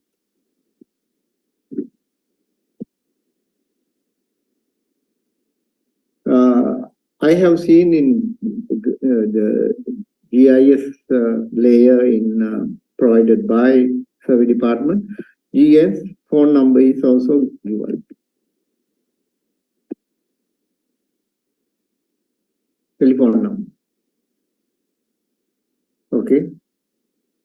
So this kind of thing, at a glance, I have the name and I know what the attributes are. Okay. Alias is, now I say GNDs, alias would be the longer name if you want. So GNDs can be given as Grama Niladhari division. That is a description which is more familiar with us rather than using codes. So code is used internally. The long name is used externally. So that is possible. For all the GN divisions, these things will be applied. So you can enter that. Then the streams, I don't need buildings. If we have information about all the buildings in the GN division, that's great. But we have to use some method to provide this information. Let's suppose for simplicity, we decide to computerize buildings using some type of proxy data. Okay, survey department group, can you please tell us what kind of proxy data can we use to get some idea about the buildings in a GN division?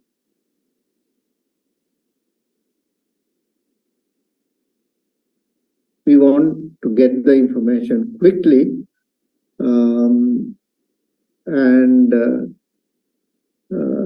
not about every single building, but we simply want to know something about the buildings, their locations. Is there a way to do that from the point of view of the survey people? You are doing mapping, you are visiting fields, so you might have some insights about how that can be done without actually individually visiting each house and getting their coordinates. That is possible, but that is very time consuming. We want a very rough job done quickly. Within a week or so, we want this completed for a particular GN division. Or all the GN divisions of a particular area. What is the quickest way to do it?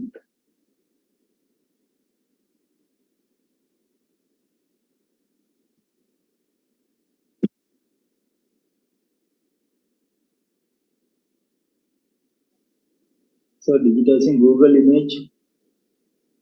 Or how do you digitize? Are you digitizing individual houses or are you doing something else? So we can digitize individual house also. We can. Okay, but it will take quite a lot of time, no? Yeah. Okay, what is the next best?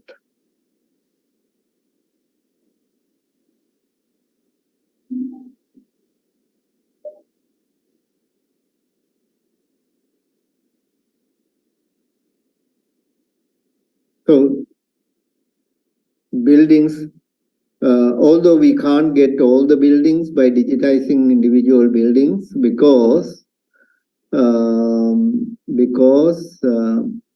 some buildings are covered with trees. In such, we are talking about not urban areas, we are talking about countryside, the villages. Maybe the house is covered by vegetation. Then we can't see from on satellite imagery.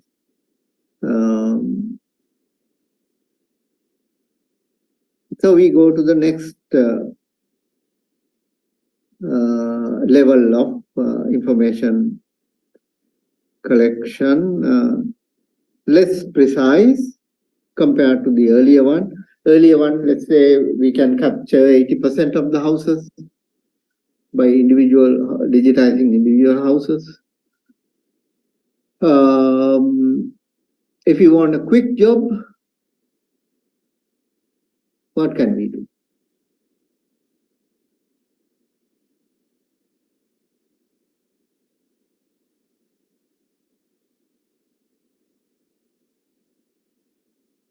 Anybody else?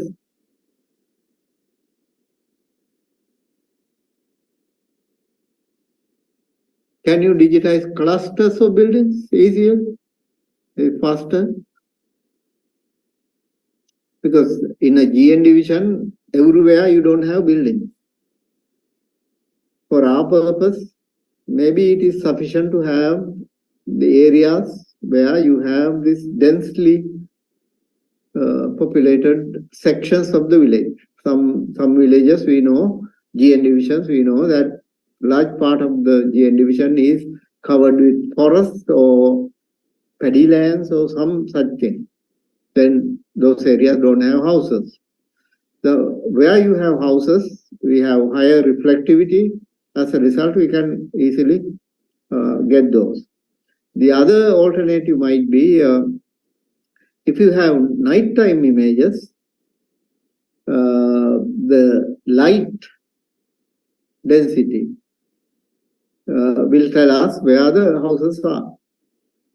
So that can be used actually to identify areas where we have high density of houses. Okay, whatever it is, so we can use some method to do that for buildings. But if someone has done a building survey, like census department, if they decided, or a local authority decided to have a housing survey, every single house is going to be recorded in their database. They can basically, that database we can use. Okay, data quality, I'm not too concerned about this stage. You have a data layer. That data layer has certain number of attributes. Okay. So data layer in our data model, it's a dual data architecture that we are using. Feature data geometry part and the attribute part. So those two things have to be stored. Then the building layer also has the names of the attributes and so on. All the layers are recorded here. All the layers are recorded here in this column. Then the type of the data, basically point, line, polygon. And if you want a descriptive information stored for easy reference, you can do so. So whenever you add the data layer, the alias name will appear in the table of contents. Okay, so this is not actually. This is only an external thing for data visualization only. But data is stored with these parameters. So you create all the data, list all the data layers here, and that's it. That's only a summary of the database. Okay, that gives us an idea. These are the type of data. So I mentioned that each data layer has a table. Now let's go to the tables. Now tables plus. Now table name. Table name is the layer name, basically. Table name and layer name are the same. Then each table has so many fields. So each of those fields have to be listed out like this. Okay. So you basically list them in a column. So in a column, in a row, you can have only one name, one attribute. So each attribute is described here. So GN name is an attribute which has the data type string, alias, the name of the GN division. So name of GN. So you will have the name. Nulls. Okay. Now this is a condition that we can impose. We have to do this very carefully. a condition that we want to impose. For example, if you are working with GN divisions, we can have null, whether we are allowing null value, empty cells in our table. Empty cell means that, let's say we have 100 GN divisions. 100 GN divisions. So that means all 100 should have, under name field, all 100 of them should be named, because these are precisely known. And the name of the division is a major part. So from somewhere we need to get this name. So we can say, should null values allowed in this field? Null value is that there is no name. So we have empty cells under GN name. Should we allow this or not? As far as I'm concerned, I think the null value should not be allowed, because every division should have a GN name. It is precisely known. There is absolutely no reason not to have those names. So that column has to be completely filled. That is the idea. Area in kilometer. Should we allow null values? That also we don't have to do that. We actually we don't have to leave with null. We can say no. We can say no. Why? You can easily calculate the area of a polygon using the tools in ArcMap, in the software, whatever the software you're using. The area is now calculated by the software.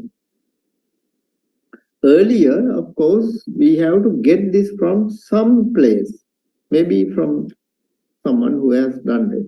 Usually, we don't have that information readily not available. Why? We know situations where GN boundaries are not surveyed boundaries. Okay, GN boundaries are not surveyed boundaries.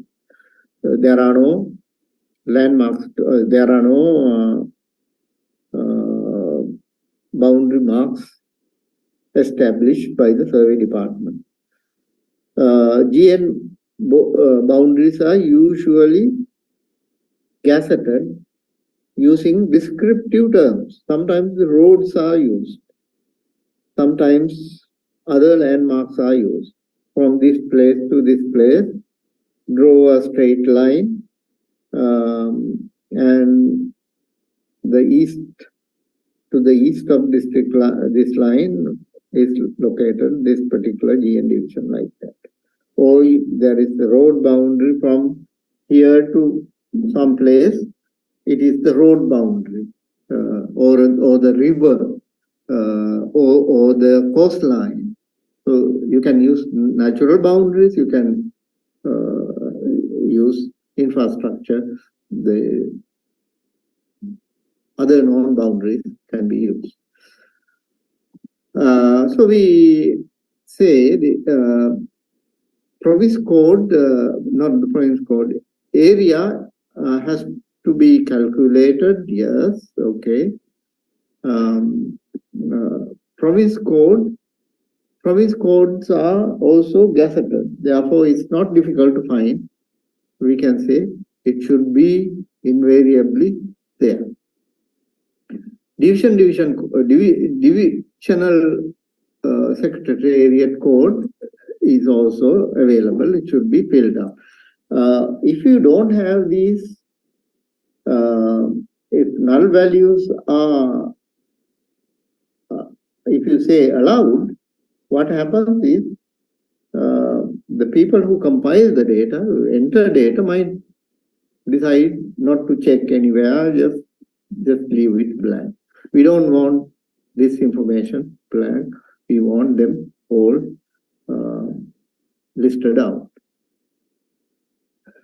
Or else, certain things might be default values. So let's say we are working with the GN divisions of a particular district. So the default value for the district name we have to enter.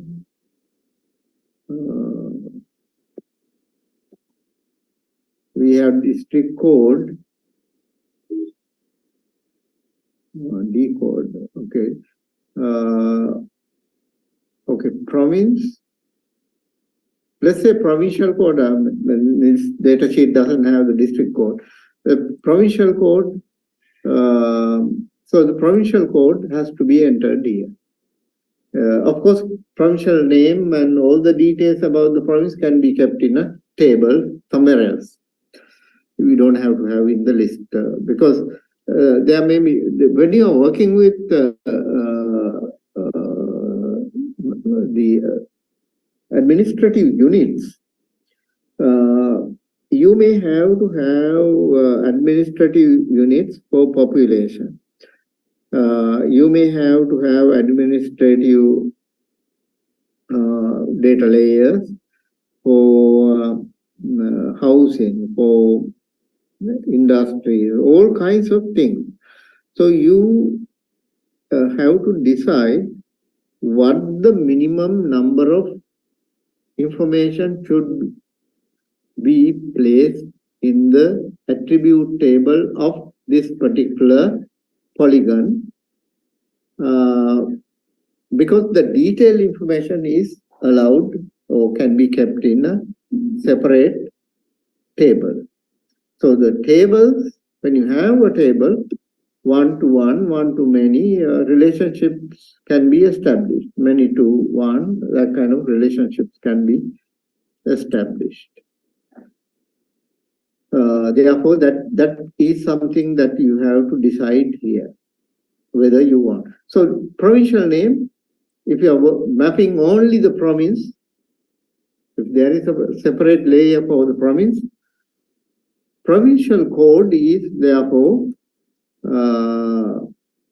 all the polygons will have the same, all the GN divisions will have the same provincial code. In such cases, we can simply have that as the default name. The provincial code is by default, we enter one value. So that will be copied to every single GN division when you are working with other GN. So you prepare a GN division map for Kandy district, you do it for Colombo district and all the other districts separately. In which case you can easily put this as a default value for each division, province. So there are only 9 provinces. Therefore, eventually these provinces can be put together if you want into one layer after completing data entry. Same thing with the land use code. You have land use code type and area in square kilometers or in hectares. So maybe hectares might be better for land use. So you have all this data. So what this table provides is we give the attributes of each of the table. So data layer name and attribute table name are the same. Therefore, if you have 10 layers, we will have 10 tables. Those tables are listed out here with the name. Second column, all the attributes in each of these data layer. Then each field, the data type has to be given. So you have a string data, float data, integer, short integer, long integer, and sort of. The data type has to be given. Alias you don't have to give. It is up to you. Whether you allow null values or not depends whether you consider all the required information is available or not. If it is not readily available, if you have to go to the field and discover it, you can of course leave some of those blank because this can be a problem in the use of the database. If you have it as null values are not allowed, then of course you can't go beyond. You get stuck and you have to find this value somehow and then fill this in order to continue. So you basically have all the tables in your database listed by individual data layers here. Okay, that's tables, layers, tables. Important thing is you can have domains and subtypes. What are domains? Domains are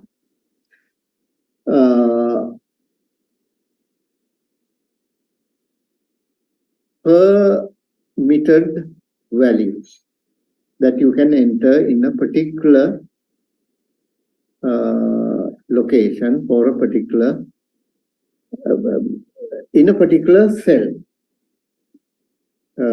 of the attribute table. Let's say under land use, we have in Sri Lanka the survey department has something like 20 plus land use categories in the land use classification that they use for mapping land use. Okay, so those 20 plus land use types will be used for categorizing the land use polygons of the country. Now, land use polygons can run into millions, but we have only 20 land use types. Let's take one land use category.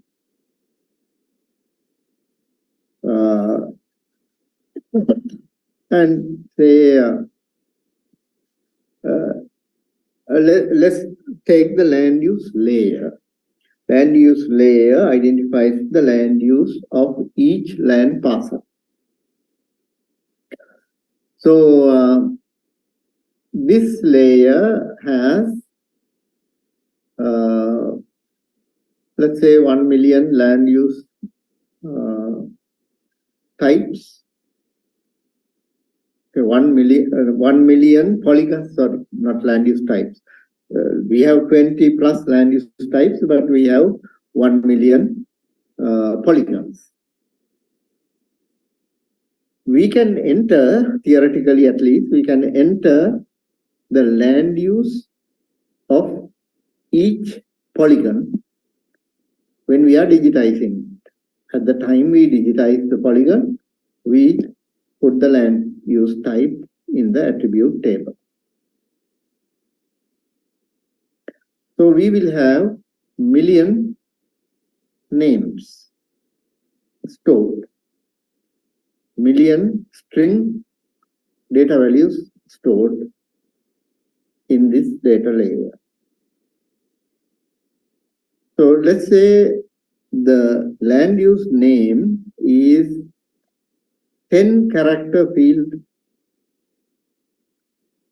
So 10 character fields, 1 million has to be stored in the database. For each name, certain amount of memory has to be allocated to list that. Instead, let's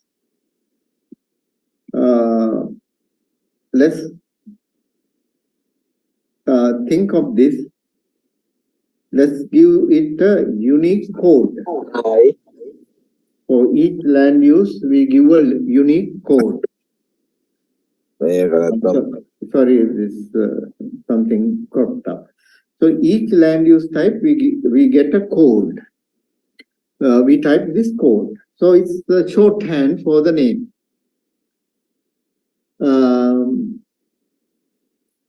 And so since there are only 20, we can select from a list the land use of a particular polygon.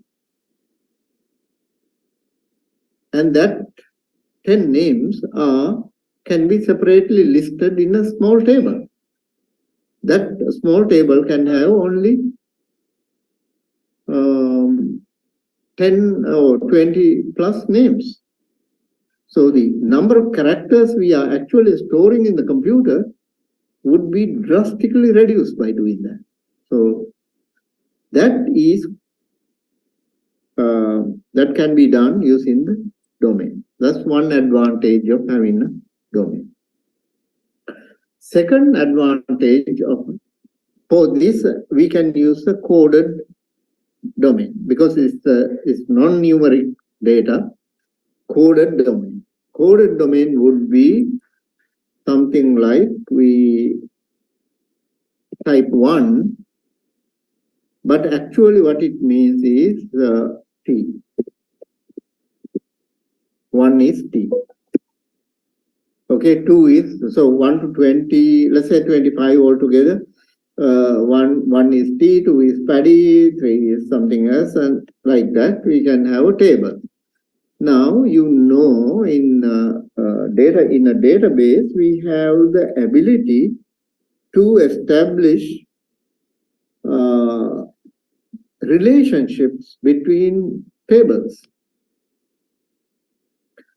And also in ArcMap, in this map, we have the ability, so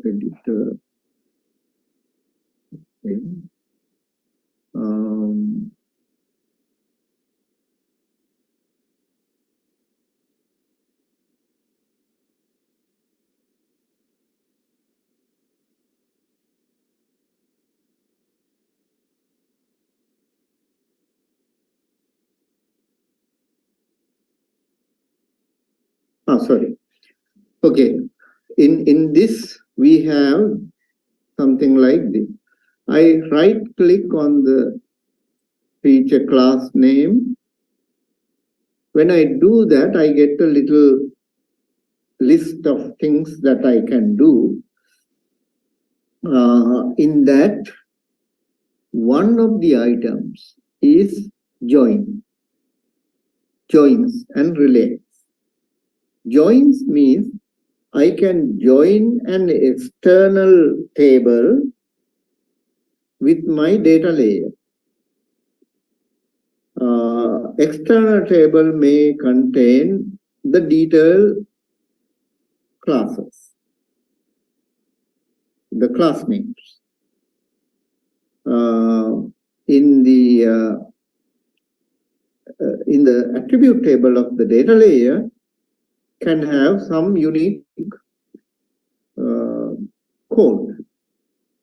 So when you have the code, there is a matching record in a table. So that will give us one-to-one relationship. So we can establish this relationship to actually many-to-one relationship can be established between a table land use or whatever classification that we use for the data layer. So classes would be less and the polygons layers would be many, and then you can have one-to-many. So let's say T is the type of data that we have, we want. So there will be hundreds of polygons, thousands of polygons, which has T as the land use type. So if we have a unique code for T, we can use that code to link to a table which has the name T, the word T. So we don't have to type the word T million times in our data table. So that's the advantage. So we simply select it from many. So that is what one type of domain means. The other type of domain is the range. It's called range domain. What is a range domain? Now, certain things will have values between a lowest value and the highest value. We know that through our experience, this can take only values from this number to this number. Why do we have this range? Exact value will have to be typed, but what does the range domain impose on our data entry? It imposes the condition that the values that we enter cannot be below the lowest value in the domain or the highest value in the domain. So that will maintain the data integrity. That is the advantage. So if you have, if you are entering numbers like 100,000, 200,000, 300,000, inadvertently additional zero might be entered. One or many such zeros can be entered by mistake. So it will check, the computer will check if this number is within the range. If it is within the range, if it is not within the range, that value will not be accepted. So you can't enter that value, it's too big. Or it is too low.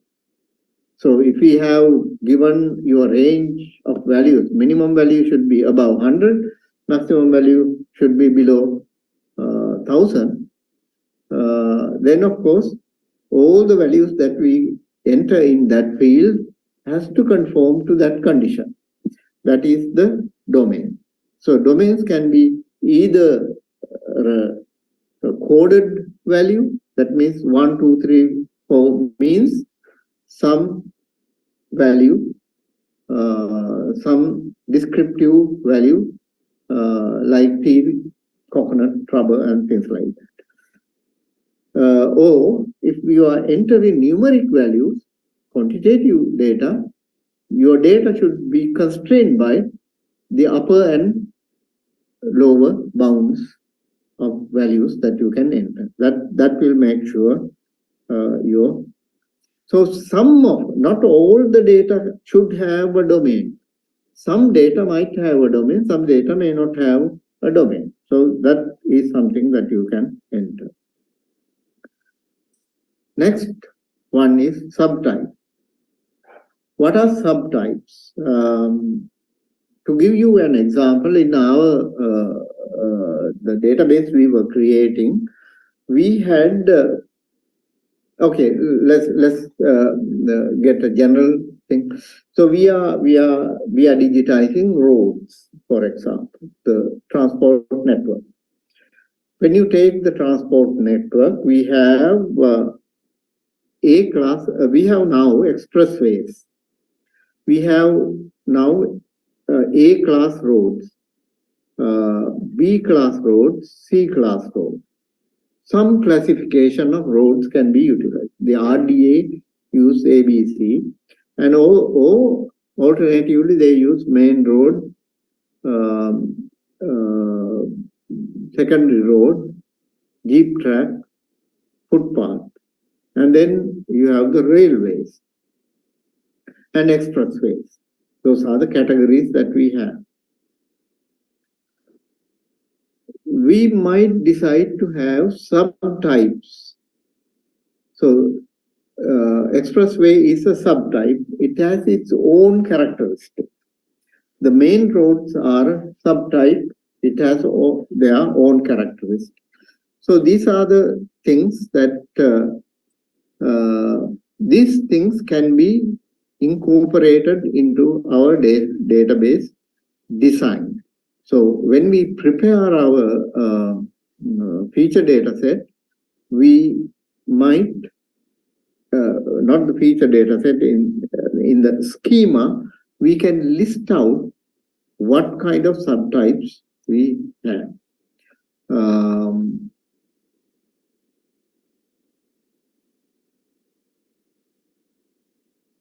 In this home gardens, the subtypes would be the land use. In a home garden, you can expect. So you can have subtypes there. Range subtypes. I will send you a Excel sheet with more accurate tables like this. So what we basically do is the subtype has to be relationship is another type. Now, what are relationships? Relationships are that you can keep your feature classes and tables separate. So tables will have codes and then the numbers. Whereas in our data table, we have all feature class, we have only the codes. The rest of the data relating to that, thematically, we can have it in thematic tables in the main part of the database. The feature datasets compartment doesn't accept tables, images, things like that. So they have to be stored in the common area of the database. From any feature dataset, you can have this kind of relationship. So that's what we mean by scheme. So your knowledge of a schema of you learn from the first part of this course can be used in order to prepare. What I want you to do is identify some data set, that database that you want to create about your area. Now, the about your area, the database. Okay, for the time being, let's work on the restaurants, cafes, this kind of data set. So prepare that. Prepare the schema for a database for eating places, drinking places in your area, not necessarily candy. Bring that with the description like this. Schema, prepare schema for that. So you have to identify the data layers and what kind of data that you want for each layer. So that information you can prepare. And I will send you an Excel file in order to get an idea about what a schema looks like. Okay. So using that, you prepare your database and the schema, or prepare the schema first, list out the tables that you want, and external tables you want, and all that. So that's the idea.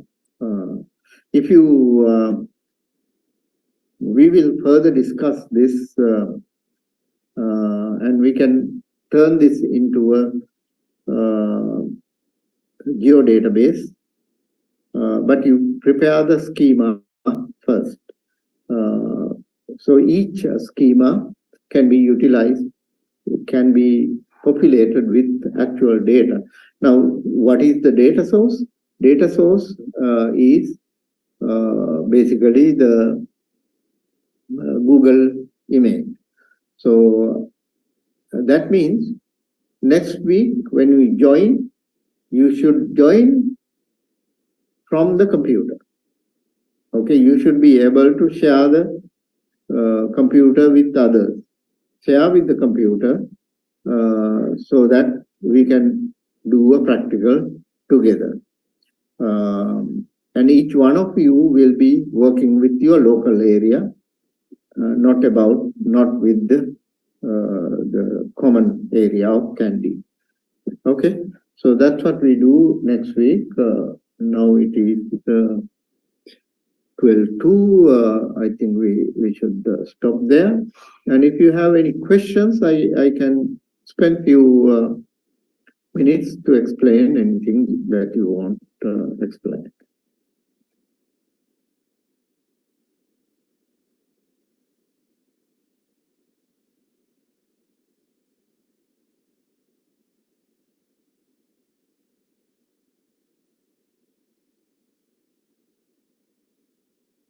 It's good if you actually if you have this one-way kind of delivery is boring for me also. If you are sitting in front of me, I can basically ask questions. But since this is online, it's a little bit difficult for me. And you can assist everybody by volunteering with information. You can volunteer yourself and ask questions. You can volunteer yourself to express your own. I mean, it's very valuable.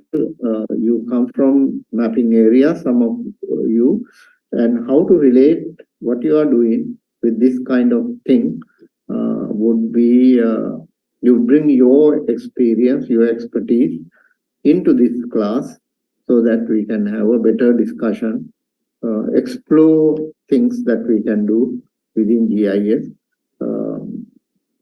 I suppose most of you work with the AutoCAD. AutoCAD has some advantages, some disadvantages. So we might be able to use both to get something good out of that. So even for databases, you can import data from your AutoCAD into GIS. So these are things that we can do. If you ask questions, we can actually see ways in which we can combine the two and get something beneficial to all of us. Okay, with that, I stop, and I want you to struggle with this and come up with something. And also, you can, if you want, you can ask. You can call me and ask questions, and also you can view videos which are available on the internet on designing databases. And if you get stuck with some problems, you can always ask questions. In class, asking questions is better because other people also get to hear your question and also the answer.